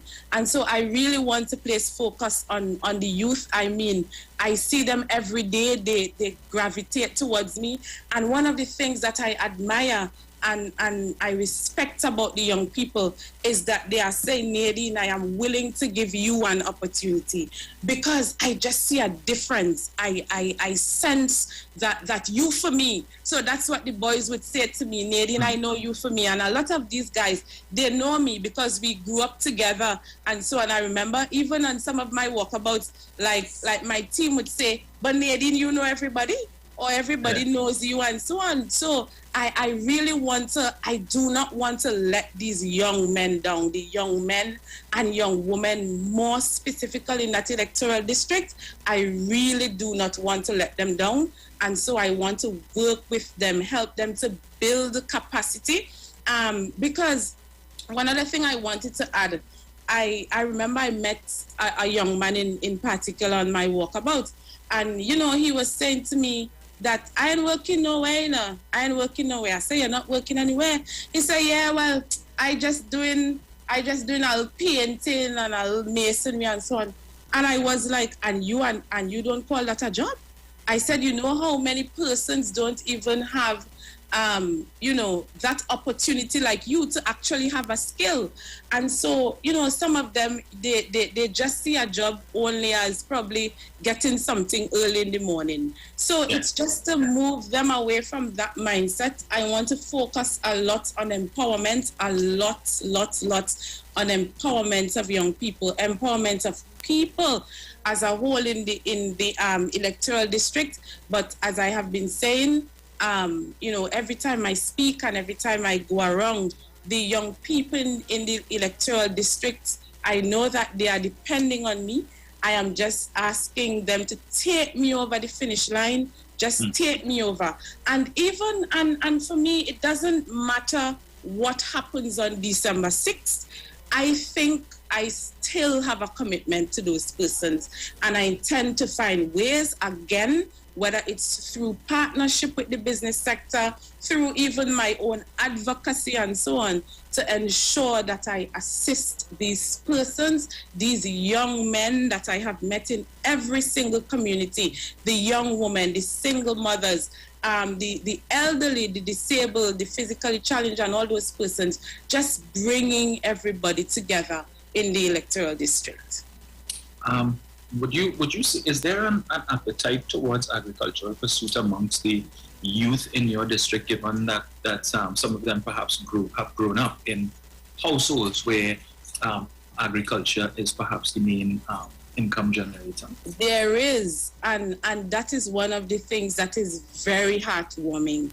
I have met so many young men especially that have said to me, Nadine, I planting a little thing down in the back, so I'm interested. But one of the other things that I want to mention is that the government and the Tobago House of Assembly a few years ago introduced what you call the Youth Agricultural Entrepreneurship Program. We call it YAPA. I can't remember the exact wording at the moment, but the YAPA program, where a number of young persons in the electoral district had access to that program.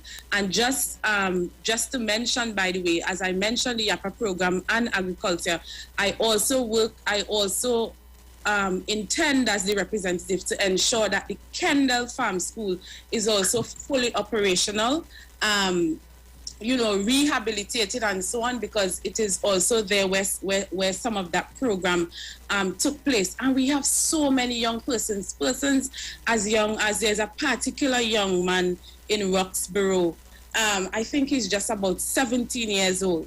And there is a small space at the back of his home where him and his parents, they are doing so much good work in the back there. And when I went, I was blown away. I was amazed. And I said, you know what? I want to help this young man. And I spoke to his mom. And, I have kind of invested into helping him to expand just a little bit and so on.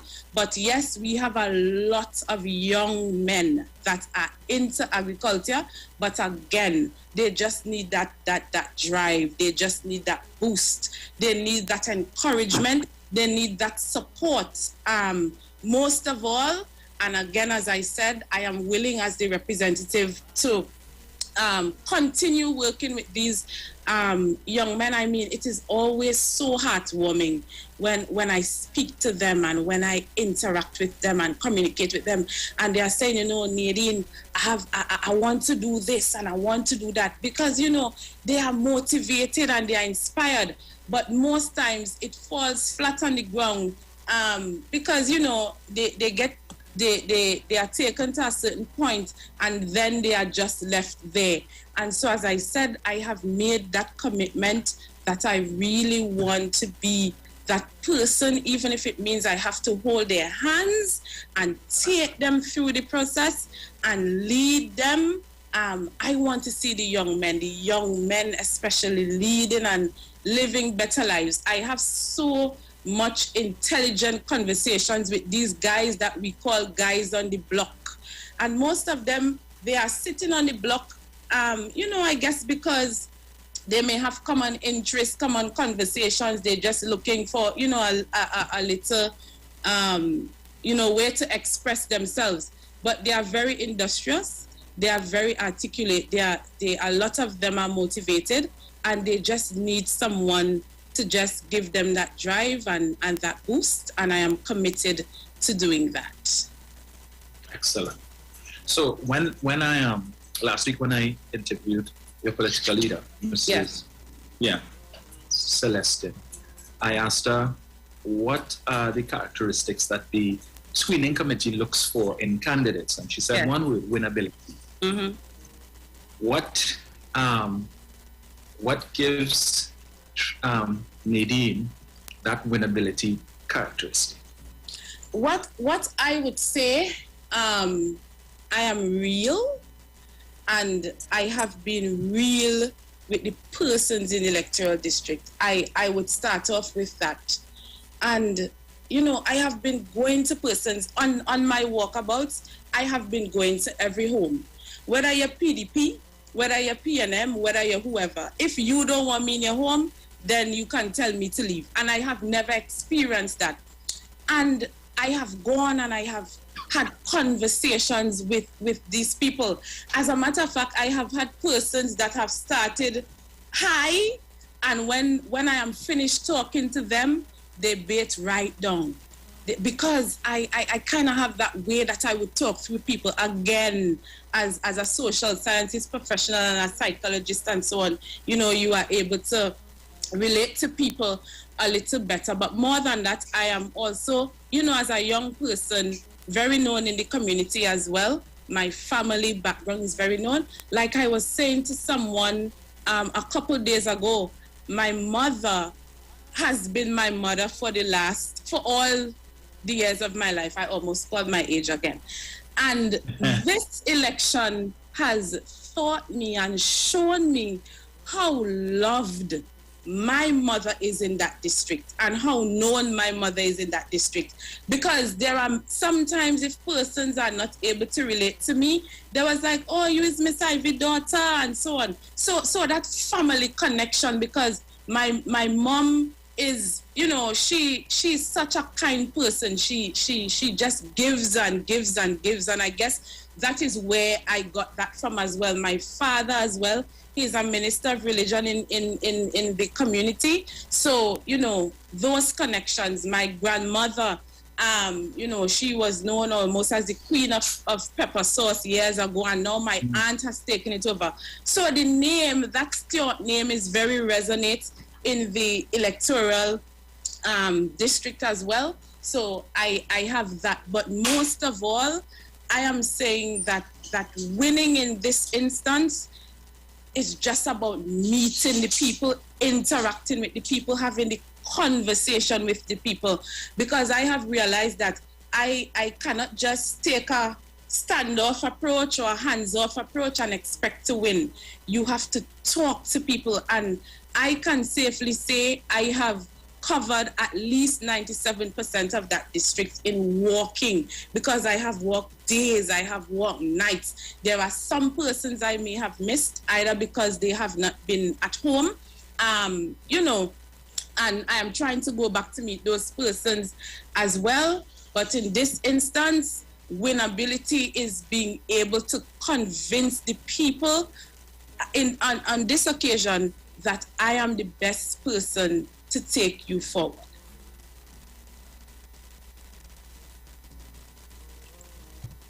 So we're almost out of time. So as we end the final stretch, last 2 days before the election. 6 days. Yeah. For those persons listening who might not have been at home when you passed and you want to get your message out there, speak to them now. what do you want to say to them that you think make the difference, and what would you want them to have in their minds as they make their way to the polls on Monday to cast their ballot for either Nadine or Watson? So, Roxborough Argyle, this is your PNM candidate, Nadine Stewart Phillips. For those that I did not meet on the way, I present myself to you as a young servant leader coming out of Betsy's Hope, Tobago, and asking that you give me that opportunity. You give me that opportunity as a young woman. You give me that opportunity as a woman of the soil to aid in your continued growth and development. Through this People's National Movement in the electoral district, we have experienced and seen a number of major infrastructural projects. So let me help you and help us to see people development more than anything else in the district. I commit to being honest. I commit to being accessible. I commit to being transparent. And I commit to being a reliable representative, always advocating for your needs, being your voice, even when it may not be convenient to do so. I ask that you give me that opportunity. Well said. Nadine, best of luck to you on Monday. I thank you so much. Enjoy to be fruitful, productive, and we look forward to victory being in the camp of Nadine. Yes. So it has definitely been a pleasure. Let me say thanks to you for facilitating me, even with all the technical difficulties and so on. I had to be here this morning, as a matter of fact, because as you know, I was supposed to be on before, but I wasn't well because of the fact that I have been going and going and going. And so my body said to me, I'm tired at that point. So I had to take, just a few days off. But, and then this morning again, the technical difficulties, but that is what perseverance is about. Mm-hmm. And so I ensured that I got on this morning, and I want to thank you. This has been an awesome opportunity. And in my final words, I say to Tobago, look for the symbol that withstands any weather and any season, the Balize on election day. And remember, great is the PNM. I thank you and have a very good day. You too. Thank you very much. Yes, Bruce. Excellent. Loving the energy. So, guys, we have about 2 more minutes before we go to pay the bills. And when we return from that, I guess Dominic will say what he has to say and open up the lines, see what's going on. Dominic, so you get the bowl to put the snow in to bring back? Okay. Nah, not yet. You can't forget the snow, But I don't snow here. You gotta go and get some. Yesterday I went indoor skydiving. That was an experience. You took part? How was it? It was an experience. It's this good. This tunnel that is probably about 50, 60 feet up in the air. And then they start you, so you fall into the chamber, and then they have you see you're floating at chest level with the person, the instructor, and they have you around there for a little bit, and then this other one comes in and they increase the airflow, and then so the guy holds you by the suit that you're in. Yeah. And it carries you all the way up. So it's like, yeah. So that's yeah. Let me scratch that off my to-do list. No, but I enjoyed it. It's a different experience, to be floating. You know? Yeah, it was. Yeah, it was something else. I think next time I come back, I will do it again. Yeah, I enjoyed it. So it was one of the things I've had on my bucket list for the past 6 years of coming here, and I finally was able to do it. Okay. Yeah. So. Again, another reason why I can't get him on the phone. I will. Yeah, well, You had to make the most of it, well, eh? I will make sure and I'll make sure and call you as the show done, so at least I know you're still home. I should be home until about 10 o'clock. Because when I come off here, I'll probably go back and lie down for maybe an hour or so, and I get ready to shove off. Yeah. All right. Another long day. Yes. With all the stuff that I bought for myself too, I'm seeing I'm going to have to leave some back and bring it on the end. Yeah, yes. The shopping has been great, I must say. Okay. I definitely can't carry back all that stuff. Not when I have stuff for other people too. So. Yeah. Yeah. I ain't telling nobody when I... Well, I visited the Nike store yesterday and I get through. So. All right, cool. Nice. Yes. So all was well. Yeah. So, yeah. I'll take your advice that you sent for me via Crocodile. Yes. Well, it's 2 years I had to make up for, because 2 years I didn't travel. So. Well, I know, but don't say that. Yeah. So, guys, we go into the break and we will be right back. Keep it locked to the Street 919 FM. This is your Titans of Democracy. Keep it locked. We'll be back. You are the future of this generation. Time to stand is now. And we'll sing, let's do it together. B&M for our future. Simpsons Memorial Limited, number 63 Eastern Main Road, Laventille. Internationally accredited funeral directors and embalmers. A full-service funeral home serving families of Trinidad and Tobago and internationally since 1945.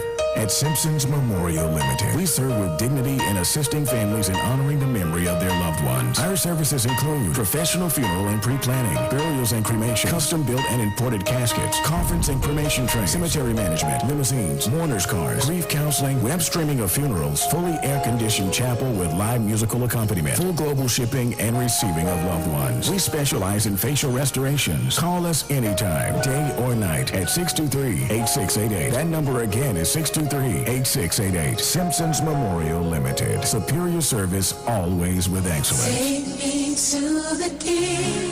I don't have much to bring.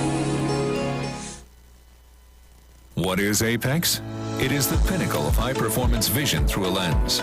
It's clarity, no matter what angle you look at. It's comfort, no matter what you do all day, every day. And it's customized with every digital measurement your eyes require to see at their very best. Apex Digital Lenses by Value Optical, the ultimate lens design for your eyes. Value Optical, expert care for your eyes.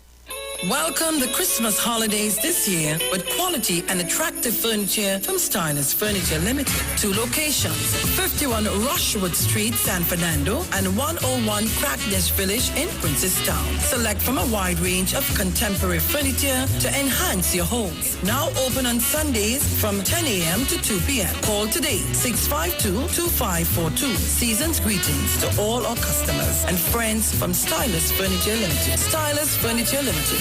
For this time in you. Something extraordinarily exciting is happening all over the country. The Multiplier X Effect.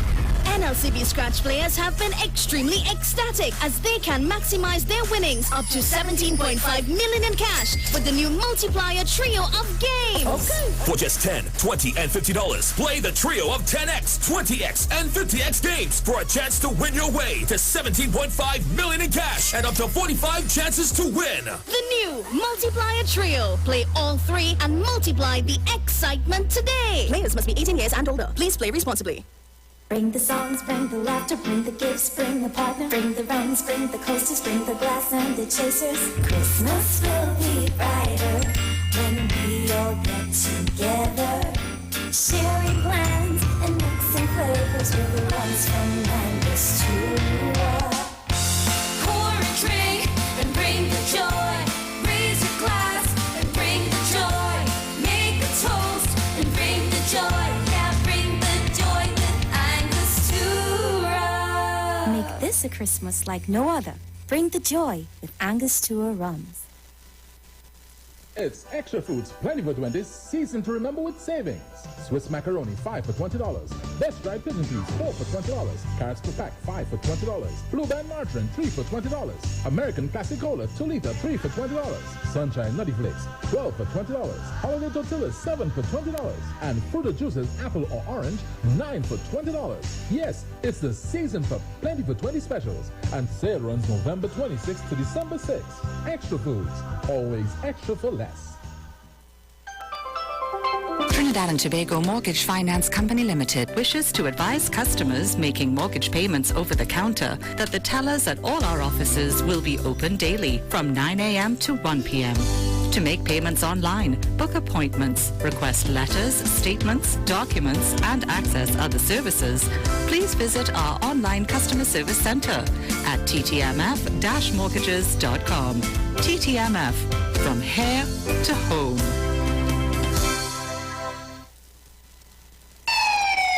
Police, good day. Officer Best Price here. Johnny Q Auto Parts Division? Yes, sir. I'm here to investigate an assault on batteries. Excuse me, sir? Is it true? You have batteries selling for $488? Yes. Power Master, Optima, Vata, and Megastar batteries. So I could buy a battery for $488? Yes, sir. For cars, trucks, and boats. Backed and distributed by Massey Automotive. Which part? Right here at Johnny Q Hardware and Auto Parts Division, 15 Arabita Avenue, Woodbrook. And our new Johnny Q Superstore, located at Lowlands Mall off Claude Noel Highway in Tobago. You could call 60 Tools. All right. Thanks, boss. Nah, man. Granny, do you have $488 to lend, man? Turn your lights down low and listen to the Master's Radio. The Church of the Firstborn Assembly of number 399 Eastern Main Road, Waiko Sangre Grande, is pleased to present Pastors Morris and Agnes Johnson and guest. Sundays, Tuesdays, and Friday night, Sunday Ministry of Worship, Children Hour, and the Word from 1 p.m. to 6 p.m. Tuesdays, see Jesus in every book of the Bible from Genesis to Revelation from 9 p.m. and Friday night, 9 p.m. to 5 a.m. All night prayer for our nation. Tell your neighbors, tell your friends, tell everyone. For further information, visit with us at www.churchofthefirstbornassembly.org or on Facebook. Email us at church668hope@gmail.com or call us at 753-1113 or 236-7271. Your free gifts and offerings will be greatly appreciated at Church of the Firstborn Assembly, account number 795222 at the First Citizens Bank. Get in touch with God. Turn your radio on. The Street 91.9 FM brings you today's tips to improve your financial literacy. Improving your financial literacy is a never-ending endeavor that needs to be prioritized. As you work on improving your financial literacy, it's important to continue your momentum. Here are your tips. Pay attention to your fees. Understanding the fee structure and the amount you have been paying on a monthly or even annual basis in regards to fees associated with financial services is extremely important. Account service fees, annual financial planning service fees, investment account management fees, you name it. If you haven't reviewed and audited your fees yet, I recommend that you sit down and make this a priority. That was your financial tip brought to you by The Street 91.9 FM. This is the Street 919 FM COVID-19 updates. In case you missed it, the latest COVID positive cases in TNT as of November 29th, 2021 stands at new positive cases 462, total active cases 10,558, total recovered patients 57,906, total positive cases for COVID-19 as of March 2020 to present 70,598. Follow the Ministry of Health COVID-19 protocols. Wear your mask, sanitize, social distance, and avoid gatherings. A message from the Street 919 FM. Share the live. Share the live. The Street 919 FM on Facebook and Instagram. Share the live. Iowa George on Instagram. Share the live. Iowa TV and Street TV on YouTube. Share the live. The Street 919 FM. Yo, this is your boy Ziggy Rankin, and right now you're listening to the Titans of Democracy. You don't know. Real talk.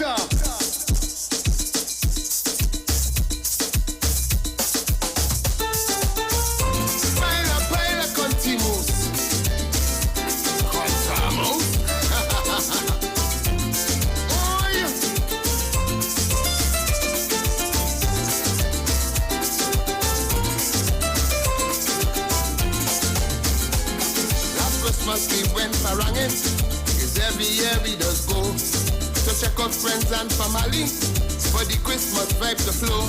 This girl named Sandra come check. So welcome back. Just a bit of quick information for you. Tobagoans, it's the merriest time of the year. Christmas at Lowlands Mall, Tobago's #1 shopping and entertainment destination. This Saturday, December 4th, come and enjoy pianist Gerard Balfour, vocalist Shanika and Yolanda, music by DJ Journey, and Sweet Parang from El Corazon de Parang. And it all begins from 3 p.m.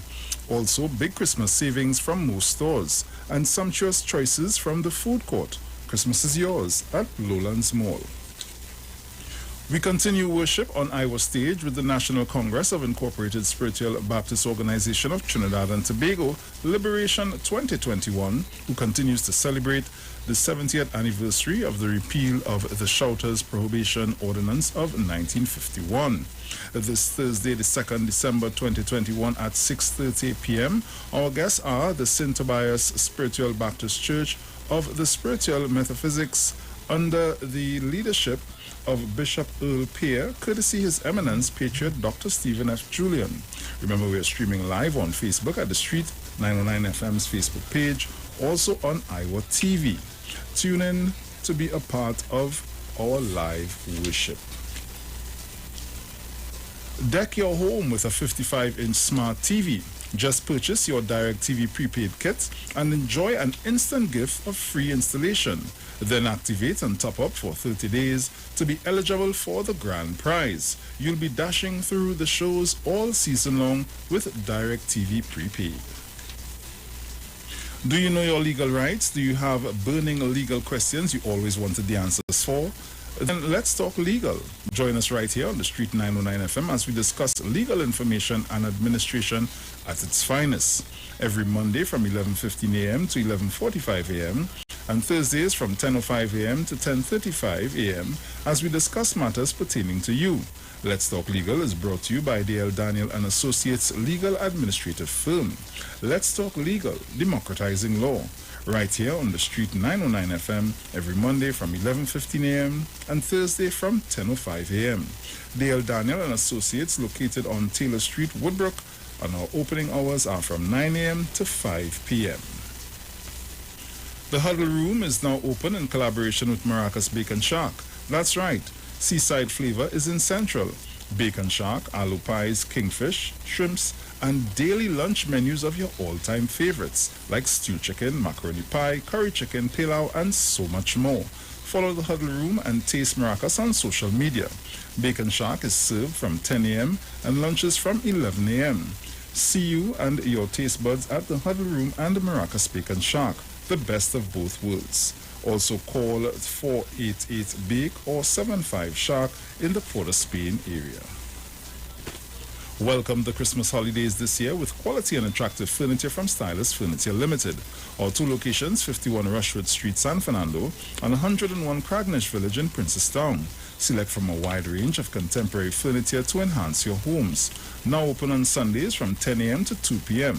Call today at 652-2542. Season's greetings to all our customers and friends from Stylus Furniture Limited. Stylus Furniture Limited, for the style in you.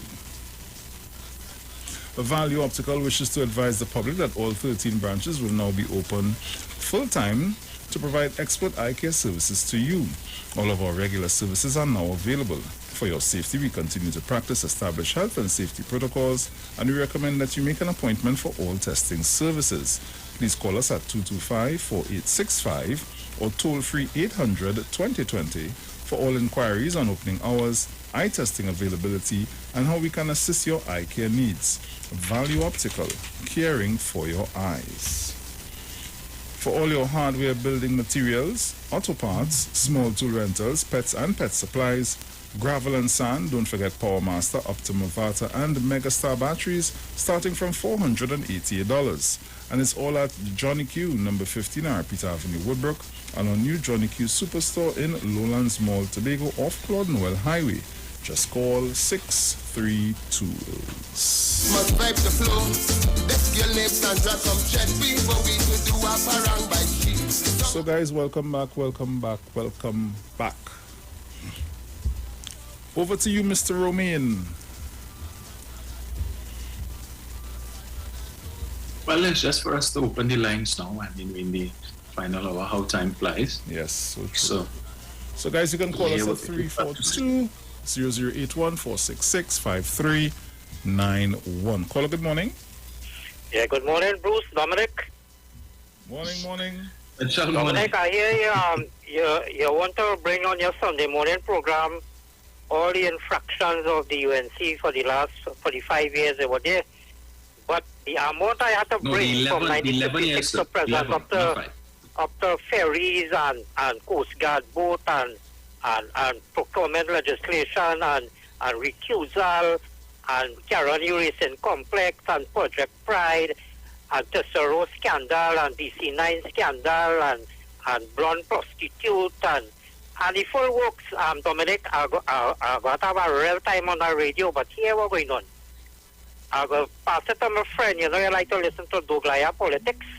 I pass the whole dossier to Douglaya Politics, so you go listen on his radio station for about a couple of hours, and you go hear all the infractions of the PNM, all the Panama, people who run away to Panama. And also we're talking about the 11 people who died in St. Anne's with the eggnog poisoning under the PNM also. Right, Dominic? Right. So I hope you will enjoy that. So I will be passing it on to Douglaya Politics, so you go tune on and you go listen. Have a nice evening. All right. You too. And what we will also talk about, we will talk about the airport scandal, we will talk about the Salcott, we will talk about Incogen, we will talk about Dhanraj Singh, and the murder of Handraj Sumer Singh. We will talk about how the only prime minister in this country ever to face the courts came from the UNC. We will talk about how in 11 years under the UNC, the most number of politicians ever to come before the courthouse came from the UNC. We will talk about Russell Huggins. We will talk about Brian Quaiton. We will talk about Carlos John. You know these names, Central? All of these guys we will talk about. You see? Plenty things to talk about, you see? Right. So in case you forget all of them things, since you want to go back 50 years, we will talk them thing. All of that we will talk about. We'll talk about the London bank account, the 25 million, all of that. The paving of the savannah and all them thing. Yeah? You forget about that? But they like to talk corruption, but we go talk them thing. Don't worry. Might take me about 2 Sundays or more. Caller, good morning. Good morning, my two sweethearts. Morning, mother. Morning, how are you doing? Where the one come out with where you want that duck one and dusty stinking mouth? Huh? We're coming in the first thing in the morning. That duck one and scrape your tongue. We're coming with your old you watch your leader yesterday wobbling in a yellow shoes. Wobbling in a yellow speakers and a black outfit. Hold on to Jollington and because one on the side. Wobbling. All them shame, boy. All them working a woman to death, boy. She don't make an election, you know. I cannot make it, but I saw she ain't making it. And you come in this morning, boy, you don't rock son of man. Eh? PNM forever. I tell all those not coming back. All they think is joker making. All they could jump high, jump low. PNM. Good morning, Trinidad and Tobago. I love all you. Thank you. After that, centrally 30 million dog rice. Remember that? And FM under Basant. Imagine, Bruce, a hammer, $25,000 per hammer for the airport. Hammer, yeah. Dominic, daddy hammer that when you think about it, it's pain in the nail. Caller, good morning. Let's see who's there. Caller, good morning. Good morning, Bruce. Hi, good morning. And Dominic. Morning. Yes. Dominic still in New York? Oh, in Florida? Yes. Okay. You know, I had my coffee this morning. Nothing heavy. And I was listening to the program, and the lady, she was so good. Very, very good in putting over what she had to say, yes. You know, and what she has to do to represent the people they selected her for, you know, and to make life comfortable for them while she represents them and moving out all the negativity.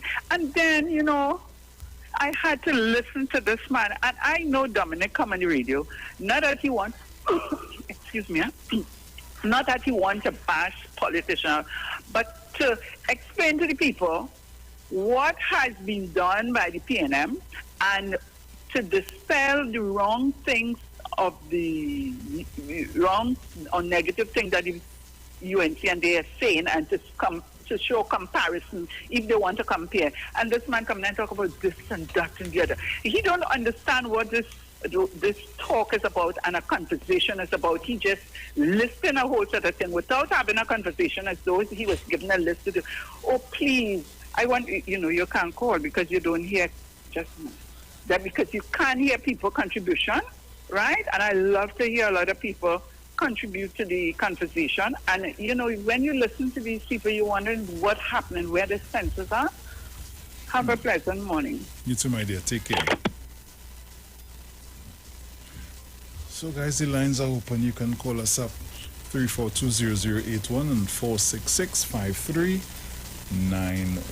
Those are the numbers to call. Caller, good morning. Hi, morning, Bruce and Dominic. Hey, morning. Well, if Central read about H.P. Singh and Satmaraj's father-in-law, he would know that corruption didn't start under no PNM. Corruption was started long before PNM. So, but I know, and I won't put my head in the sand, that it had some individuals in the PNM who were corrupted. But this Kamala-led UNC, is everybody corrupted in them? Everybody, each ministry was running their own racket in their own business, in the thing, you know. And that's where the issue is, and hence the reason why, where they will tax where the money is, but here where the money is. Beneficial ownership of property, because they don't put it on the name. Hence the reason why they don't want property tax. You see the property tax on the in the Inland Revenue Authority, that will work hand in hand. So the beneficiary owner of properties with billions and millions of dollars on person's name who before 2010 it was not a millionaire, they didn't even have 25,000 in their accounts. And all of a sudden they own that well. So here what we're going, the revenue authority going to ask you, where's the taxes from that? And the reason why these people are telling us about the property taxes thing is for to think people and the government will take you. So you just scare people, not because they don't want it to pass. But I just ask myself, how much of us, who the poor people, own a house which is $1 million? How much of us who voting, the majority on both sides, UNC and PNM, own property? But they're telling me about property tax. Property tax didn't interfere with me. That little property tax I had to pay, I okay in paying that. Here what I want done. I want to see betterment in my neighborhood, and this is where I'm going to hold each government to account when I pay my property tax. Because I want my neighborhood, in front of my place, I want it clean, I want garbage trucks to come on time, I want all these things in my neighborhood. Bring on the property tax I ready to pay. Thank you. Thank you. What is yours is yours. Come on. Caller, good morning. Good morning, Dominic and Bruce Wayne. Morning. How are you going? We doing good. How are you doing this morning? I'm going good so far. Nice. Can't complain. You hear? I want to shout out morning, Charan, morning, Mommy Saw, Title, Manu, good morning, and Shak Lady, and Mr. Napuna. Yeah, everybody, Merry Christmas. Nice. Okay? So have a blessed day. You too, my dear. Yeah? Take care. Okay, darling. Caller, good morning. Hi, good morning to you, Bruce, Dominic, and to everyone else. Morning, Angie. Central, don't forget to add the coffin and the Puss in Yellow boots to your list, right?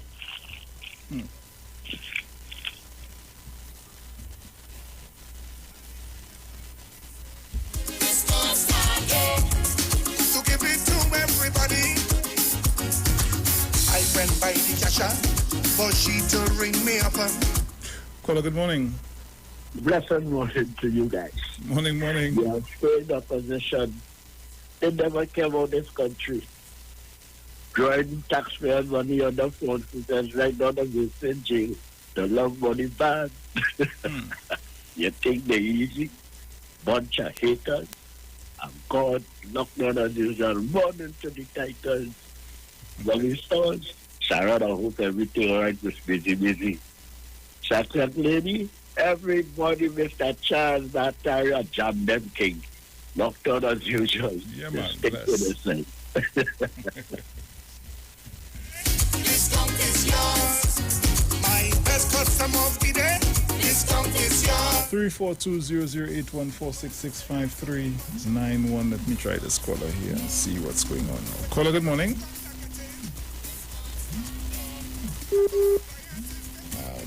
That's what happens with the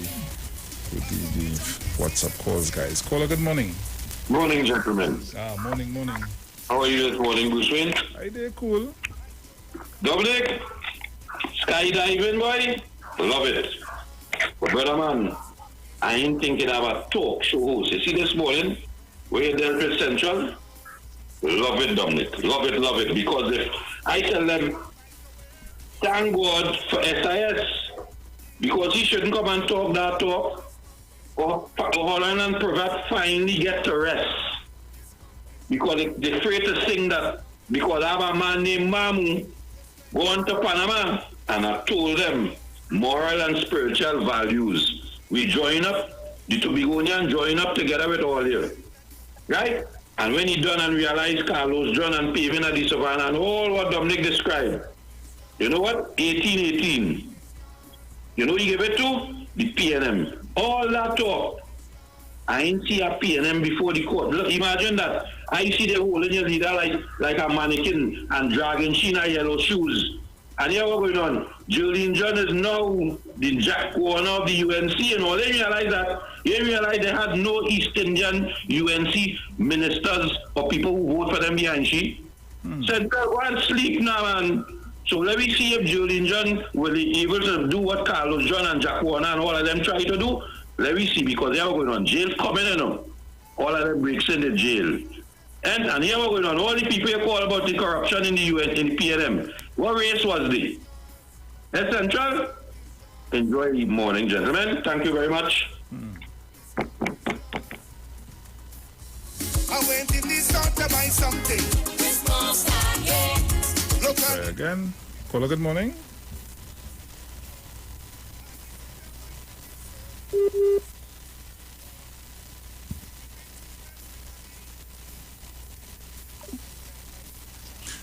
Caller, good morning.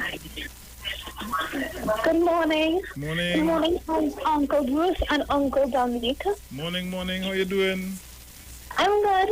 I want to thank Auntie Sharon for giving me the hamper yesterday. Nice. It was beautiful, wonderful. Very I love it. nice. Thank you, Auntie Sharon, and thank you, Uncle Bruce and Uncle Dominic. No problem. Take care. You too. Have a good day. You Bye. too. Take care. Nice. Discount is yours, she said. You're paying your money.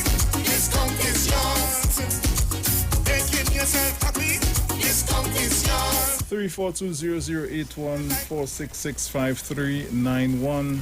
My best customer of the day. Discount is yours. Caller, good morning. Morning, Bruce. Oui, man. Morning, Dominic. Morning, Trinidad and Tobago. Well, more to Tobago. All you watch, all you cut, all you cat straight. Because people coming from the television station,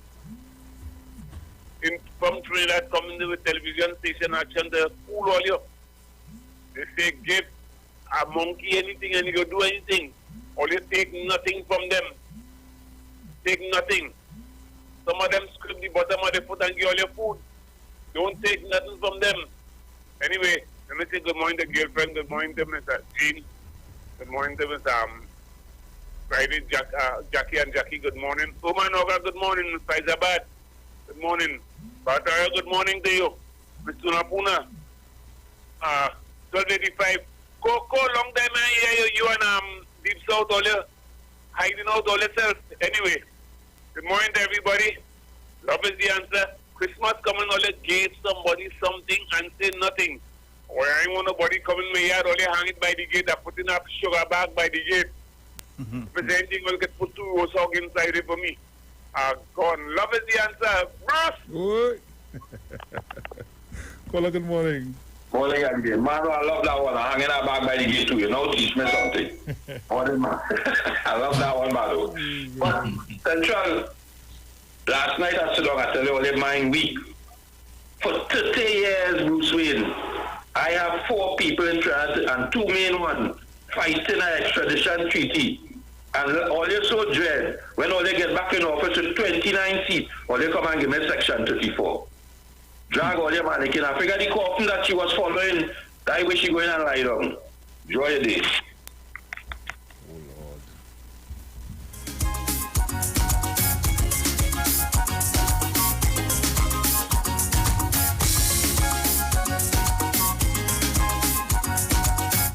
Caller, good morning. Bruce and Dominic. And Bataria. Yes, sir. Hear this one. The house with the helicopter up in where the school up is, up there in South. The house with the helicopter. The only house in Trinidad and Tobago with a helicopter platform for a helicopter to land. What is the property tax on that? Can you afford that?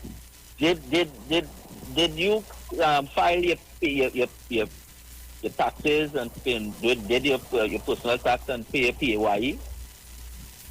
I mean, when we look at these things, I can understand if I was Ms. Kamala Prasad Bissessa, I'll be afraid, according to the Attorney General of Trinidad and Tobago, and I'll just repeat it after him, because when I do the math in that, you're looking at the person herself.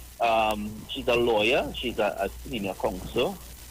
She would be working, she will have to pay taxes because she's earning X amount of money over the I have never seen Ms. Kamala Prasad Bissessa in any major landslide cases that won it to say, like, you know, she's in the category of Ramesh Lawrence Maraj and the others.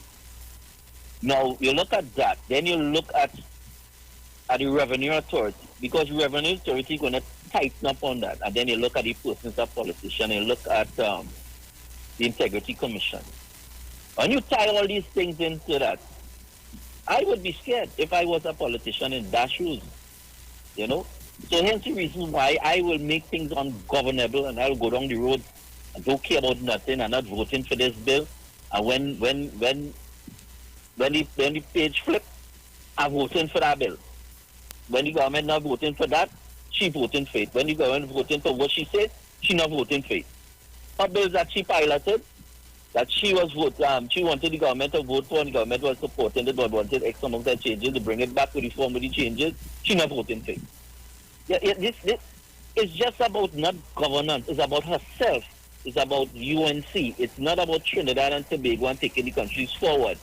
Even when you look at COVID, the kind of nonsense coming out from the UNC camp, and like they get on, like they love to see figures, bad thing, you know, like people dying, they love that, the government is saying, the government good, as if they have the answer for that, because basically if they were in government, they will have to follow the science from the authority, the revenue, the authority which is the WHO on these places, because I heard the guy from Minister ask this stupid question about asking the minister if they're going to bring in foreign help.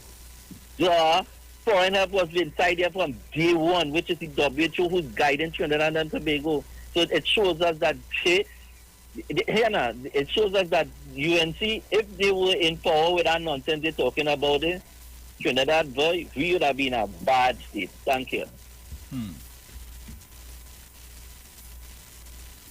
Caller, good morning. Hi, good morning. Morning. My name is Baldat. Robin gave me something to, to bring down. He said to call this number and, someone will come and pick it up. Not sure you have the right number. This is the radio station you're calling. Oh, my apologies. No problem. Okay, what radio station this is? This is 919. Okay, I'm sorry, sir. I'm sorry. No problem. Okay. Caller, good morning. Pleasant good morning. I'm just asking a question. Did we have an earthquake in Trinidad this week? Not that I know of. Oh, I realized somebody was walking on a flat surface that was moving, it was off balance now. So I just wondered. Have a good day. You too, my friend. Take care.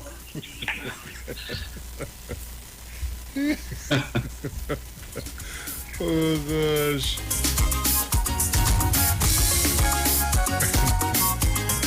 Caller, good morning. Yes, a blessed good morning to you, Bruce, the boss Wayne. Hey, morning, my brother. How you doing? Mr. Dominic, no Sharon Philip Lockdown also. All loyal listeners and callers, all who on the live. Well, I always try to draw a comparison when they're talking about the property tax, People have special promotion on the phone just to talk for monthly $350. And if you take $1 million property, it will cost $81 a month. They have vehicles. Plenty of those people who have property also have vehicles. 1 week of gas or diesel or whatever is $120. $1 million property is $81 a month if you was watching you. So when they're talking about the poor man and the poor man, my property doesn't worth $1 million. So I know I'll be paying less money anytime it reaches to me. And another thing, I was in town Thursday and people dropping off the information right by the city hall. They have a big box there and people dropping off the information. So I don't know what these people really want to hide by paying no property tax. Thank you very much, Bruce and Dominic. Yeah, man. Take care. Yeah. Caller, good morning. Hi, morning, guys. Morning. This is Richard here. I don't listen to your show. Now, I just want to say something this morning. You guys are big and intelligent people, right? Now, making comments about people in general is okay. It's all well and fine, right? When you have a government and opposition, you always have a little talk here and there and kicking back and forth and whatever and things. But when you come into people's health, sickness is for everybody, right? It's for people 25 years and things I know. that I deal with, right? And for some reason or the other, they can't walk properly, or they're going through some kind of physical thing. And to hear big people on the station, right, talking about the opposition leader like that, right? I mean, come on, well, they could do better than that, man, right? Because there are so many people have challenges, and it's our offense to people with challenges. When you hear people, and Hollywood condemn this ship and this man, say things about the person, okay, and about the statements and whatever thing, but comment to people's heads, come on, all you find one thing, that's really disgusting. Sorry about it, right? So all you need to do something about that. It don't sound nice on the radio because there are a lot of people with different views and things, you understand? It's very offensive. And I just wanted to caution you guys, right? It's not sounding too nice. Thank you very much. God bless you. Thank you, caller. Well, I would say to that with respect to my comment, right, is that if the leader of the opposition, if her health is not of the best, and therefore it is preventing her from being able to give the best service, then perhaps she should consider bowing out, right? At the loss of the last election, there were many who felt that the opposition leader, Mrs. Kamala Persad-Bissessar, should have stepped down as the political leader. Now, she can remain in active politics as the Member of Parliament for Siparia and give up the position of leader of opposition, right? And therefore, her workload would be significantly reduced. And if she has health challenges, she can deal with it. But clearly, the workload that she has as leader of the opposition and Member of Parliament for Siparia is taking a toll. And the UNC chooses to deny this. And to choose to deny this is not in their best interest. It is in your best interest to look out for your political leader and have a discussion with her instead of having her continue, because the fact of the matter is, and I hear what the caller is saying about health challenges, but it does not reflect well on the party if it is in her public appearances, Mrs. Persad-Bissessar appears to be less than in the pink of health. But nobody's we're not making any fun of it. I'm simply saying if that is the case and she's not in the best of health, then she needs to step down. Because I recall, not so long ago, when Dr. Rowley had to go to California to do some tests with respect to his heart and so on, UNC had a lot to say about Dr. Rowley's health. They had a lot to say about Dr. Rowley remaining political leader of the PNM. We doesn't hear that, Dominic. We doesn't hear that. Right. We don't hear that. The fact that Dr. Rowley wears a scarf from time to time in the parliament and they were making claims that he has throat cancer. All of these different things. So again, we are not making fun of the leader of the opposition, but I am simply making the point that her public appearances of late seem to suggest that she's not in the best of health. And perhaps members of her party and those who are close to her should have a discussion with her and tell her. And it has nothing here to do with necessarily with politics, right? It does not look well on your party. Express some level of concern and let the woman know, okay, instead of pretending. If you all know that she's not in the best of health, why have her come out on the street? Exactly. And you all dragging coffin, and she's in one arm with Jaylene John and in another arm with Victor Roberts. And she's clearly drifting and giving the impression of what? What was the point of that? Mrs. Persad-Bissessar missed several parliamentary sessions. She of herself has admitted that she has comorbidities. I believe she's a diabetic and I believe she's hypertensive as well. Right? And therefore, at this time, if it is that you want to have a strong opposition and a strong opposition leader, clearly Mrs. Persad-Bissessar is not up to the challenge at this time. I could be wrong. I don't know, but I'm just saying based on what we see. I know nobody's making fun of Mrs. Persad-Bissessar, but the fact is she was drifting. And if that is the case, and if she's not well and she cannot hold up in those situations, perhaps the time has come for her to give serious consideration to giving up the position of leader of the opposition. As I said, she was elected to the position of Member of Parliament for Siparia, and therefore if she feels that she wants to serve out her 5 years, so be it, because when Mr. Manning suffered his stroke, he didn't let that deter him, and he remained as a Member of Parliament for San Fernando East until that term was up, and then he bowed out. So If she wants to remain as the member of parliament for Siparia, so be it. Lighten your workload. If it is taking a further toll on your health, lighten your workload so that you don't have to be doing these Monday night meetings and then coming to the parliament with all of these frivolous motions and so on and having to make public appearances to boost your party. If you know that you're not well, stop pretending. But it doesn't help your party that people in the party trying to deny what is apparent and evident to everybody else, right? Ah, boy.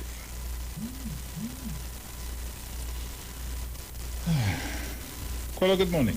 Okay, not sure what happened there. Caller, good morning. Good day again. Those are the upset. Like real upset. Miss Kamala Prasad, I understand what the guy is saying, but he also has to understand that she's a representative. She is representing people. She's a public figure holding a high public office.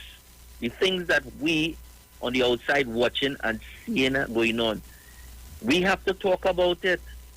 She's not an ordinary citizen and a private citizen that have a medical record should say. Everybody wants to know when Dr. Rowley goes to see his doctor, Dr. Rowley is come out in public and say, look, listen, he's traveling into wherever to see a doctor, or he's here and he's seeing a doctor here and whatever, and he tells the people that.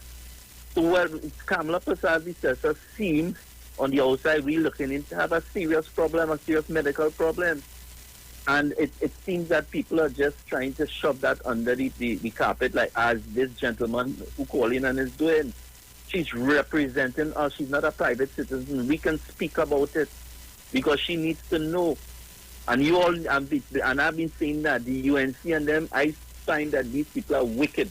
They had a lady that's still there holding on to dreams because she lost 2 elections, general elections already. And she running record for the 3rd.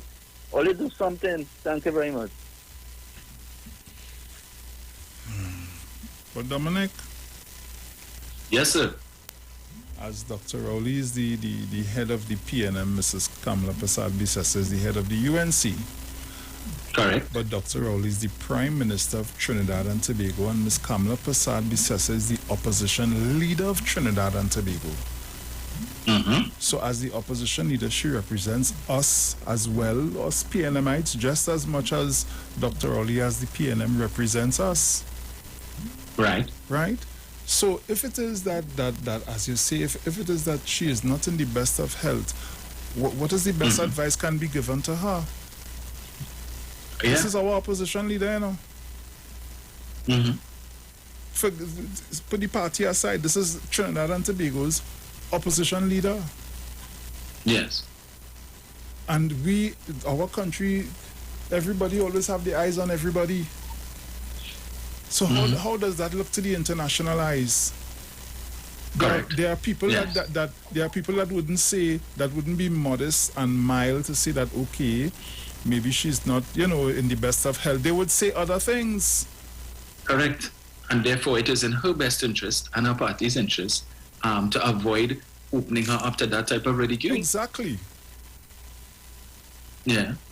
And clearly in that video, Bruce, Mrs. Prasad Visesa, and based on what we've been seeing again in recent times, with her Monday night forum meetings, her having to sit down, and her coming into the parliament and using these different rules to take the opportunities to sit down while they're giving presentations. It is not wise to continue to do that. Why would you do that to yourself? Exactly. It don't make sense. That don't make no sense. Yeah. Nobody wishes ill on anybody where health is concerned, Mr. Gentleman. I rather Dominic answer than I answer because I might get fired after answering you. At the end of the day, sometimes we need to listen so that we could understand, and not just listen so that we could respond. And this is a problem I keep having because nobody made any fun of anybody here in that manner, in the way in which you brought it across. But clearly, if our opposition leader isn't in the best of health, she should seek medical attention and take a little rest off of the public appearances, the meetings. I mean, come on, your health have to come first. Your health have to come first. Now, I simply speculated as to why she may have been drifting. For the simple reason, if you all continue to deny that she has any health challenges and that she's in the best of health, then I can only come to one other conclusion as to why she was drifting in that video. And John Public but if that will is be not, the same. There you go. John Public will be so the if, same. if you are telling me she's not ill and she's fine, well then I can only draw one other conclusion. It's not my fault. But if she's not well and she's not in the best of health to continue to perform her duties as Member of Parliament for Superior and as leader of the opposition, then she should say that. So that people would stop speculating when they see what her situation is and they see her in these types of videos, that one way or the other, one that leaves one to make certain assumptions. But you know the next thing to Dominic, let me be devil's advocate here. This video wasn't taken by somebody from the PNM to say, well, hey, look what's going on here. Mm-hmm. This was a video to show the demonstration that was taking place. Not so? Yeah. This is what this video was about. Right? So maybe we should have thought it through and decide this is not a video that we should be putting up. Or we should not be taking a video like this. Mm-hmm. Let me tell you something. When I really took being a DJ and stuff serious, I had one major critic. At the time, I was 16 years old. I had one major critic, God rest his soul. And I always respect that individual. Because he was the person to make me get thick-skinned. That man used to come anytime I play anywhere and come and stand up in front of me, and he had the loudest voice and bawl, hey, you're playing. But when you look at him, he going and whining. Yeah. He will come every time, oh God, you're playing. God rest his soul, mob. The whole of Carnage know who I'm talking about. And he would, watch me, when he come to do that, you swear he ain't over the music. You had to get a little thick skin, We can't be touchy about everything. And when you see you in the public eyes, brother man, you have to expect any and everything. Yes. Expect to be raked over the coals every now and again, because from the time you do boo, everybody know Bruce Wayne. You feel like I could go and carry myself up and down the place like Rahuha? You feel like I could play mad and you didn't see Bruce. You see this trippiness Bruce Wayne doing. Look, Bruce Wayne walking down the road there. Come on, Dominic. Yeah. Yes. We feel people, that is exactly what people are going to do. Correct. You feel if I go down the road and I go to a store and I get vexed, I could go and cuss and carry on? I had to think twice before I do that. Because next thing you know, look, watch him here on the radio every morning talking this style, playing nice. And watch at him. Look at him. Look how he getting on over there. Watch at him. And his video all over the place. Watch all. Let's see what Bruce Wayne doing. Look what he doing. Right. We are in the public eyes, and we have a responsibility to carry about ourselves properly. If it is I am not feeling well, Dominic, I am not going to leave my home. That is me. Right. Right? And if it is, I am just saying. If it is that I have to go out and I am going to socialize, I am going to socialize within limits. I ain't going to socialize about look at him, and then when I'm looking back tomorrow, it have a whole video with me circulating on Facebook. I lying down on the ground, vomiting on myself, I peeing on myself. I don't know what going. No. Yes. We as public figures, we have a responsibility to ourselves and the people that we represent. You feel my boss will want to stay wherever he is in the world to see me carrying about myself in a how they say it, boy? Unbecoming. That is unbecoming of one of my employees. For him to say, oh, going on, Bruce, when you really can't keep your hair again? Yes. Come on now, Dominic. Let me be real now, man. We are in the public's eyes 24/0. You're not going to rest from that. You in Florida, you feel because you in Florida, you could say, man, I'm going and walk down the road in Monday. Where? They go say, look, Dominic Romaine, Street 919 FM, this one, that one. At the time, they go know how much board you're on, who you're working with, how much clients you have. And it's just rake over the coals, rake. Come on, we have a responsibility, man. Like we get real and don't come at me with that nonsense this hour the morning, because at the end of the day, nobody made any. We don't ever make joke of people's health on this program in this radio station. Do not come at us with that. We are in the public's eyes, and as a responsibility, we have to carry about ourselves in a particular manner. You do not get a day off in the way in which you carry about yourself. And you always have to remember that.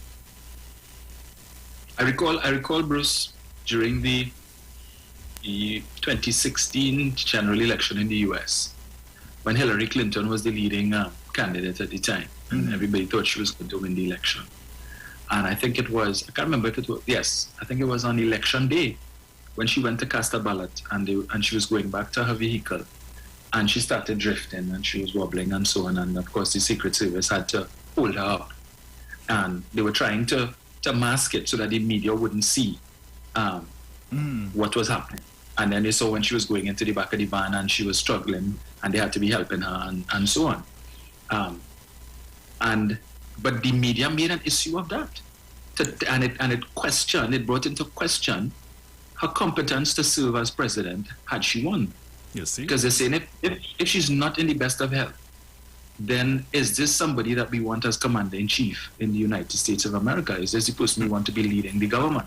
Is this the person that we want to have control of the nuclear football that they call it and so on? Which is why when, for instance, last week when Joe Biden had to do his physical and so on, and he had to undergo anesthesia for an hour and something, and Kamala Harris served temporarily as president. It was announced that the full medical report would be made public so that the nation would know what is the state of health of their commander-in-chief. And therefore, if Mrs. Prasad Bisesa is the prime minister in waiting, as they like to call her, then we need to know that the prime minister is in good health. Dr. Rowley when Dr. Rowley had his issue with his heart, he disclosed it. He didn't try to hide it. So I'm just saying. Guys, that's all the time we have for today. Our word for today is smile. I can't read it for you. We have a segment that we have to play for here. So, Dominic, we will be back here again on Thursday, please God. Thursday. Right. Yes. So, guys, as we say, Dominic, ciao. Ciao. Talk to you guys tomorrow, please God, with the lovely Miss Sharon Felix.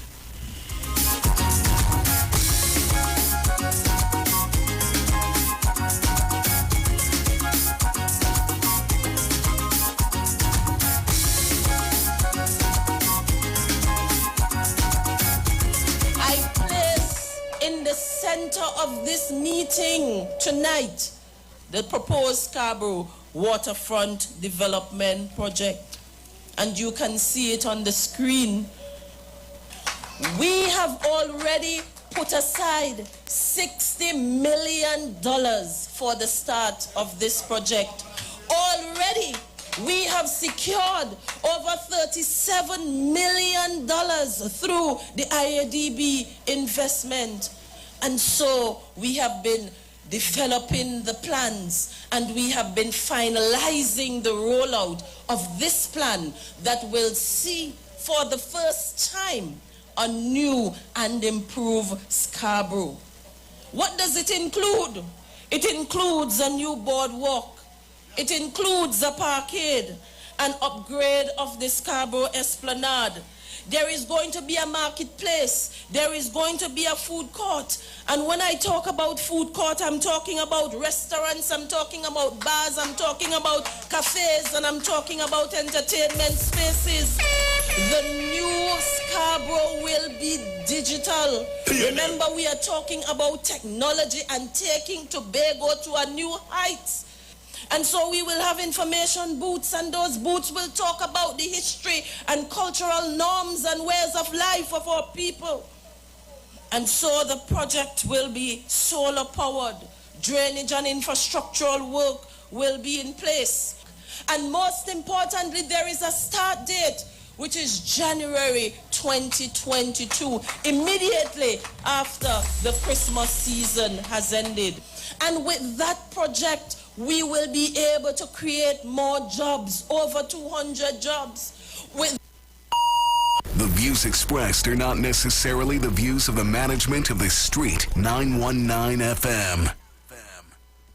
Simpsons Memorial Limited, number 63 Eastern Main Road, Laventille. Internationally accredited funeral directors and embalmers. A full-service funeral home serving families of Trinidad and Tobago and internationally since 1945. At Simpsons Memorial Limited, we serve with dignity in assisting families in honoring the memory of their loved ones. Our services include professional funeral and pre-planning, burials and cremation, custom-built and imported caskets, coffins and cremation trays, cemetery management, limousines, mourners cars, grief counseling, web streaming of funerals, fully air-conditioned chapel with live musical accompaniment, full global shipping and receiving of loved ones. We specialize in facial restorations. Call us anytime, day or night, at 623-8688. That number again is 623-8688. Simpsons Memorial Limited. Superior service, always with excellence. Take me to the king. I don't have much to bring. This Trinity Cookmas is the best with Maggie and Carnation. Win one of 5 stoves. Just purchase $25 worth of Maggie or Carnation products and enter online or entry boxes for a chance to win. 5 winners win a stove for the new year. So Parambi Pot,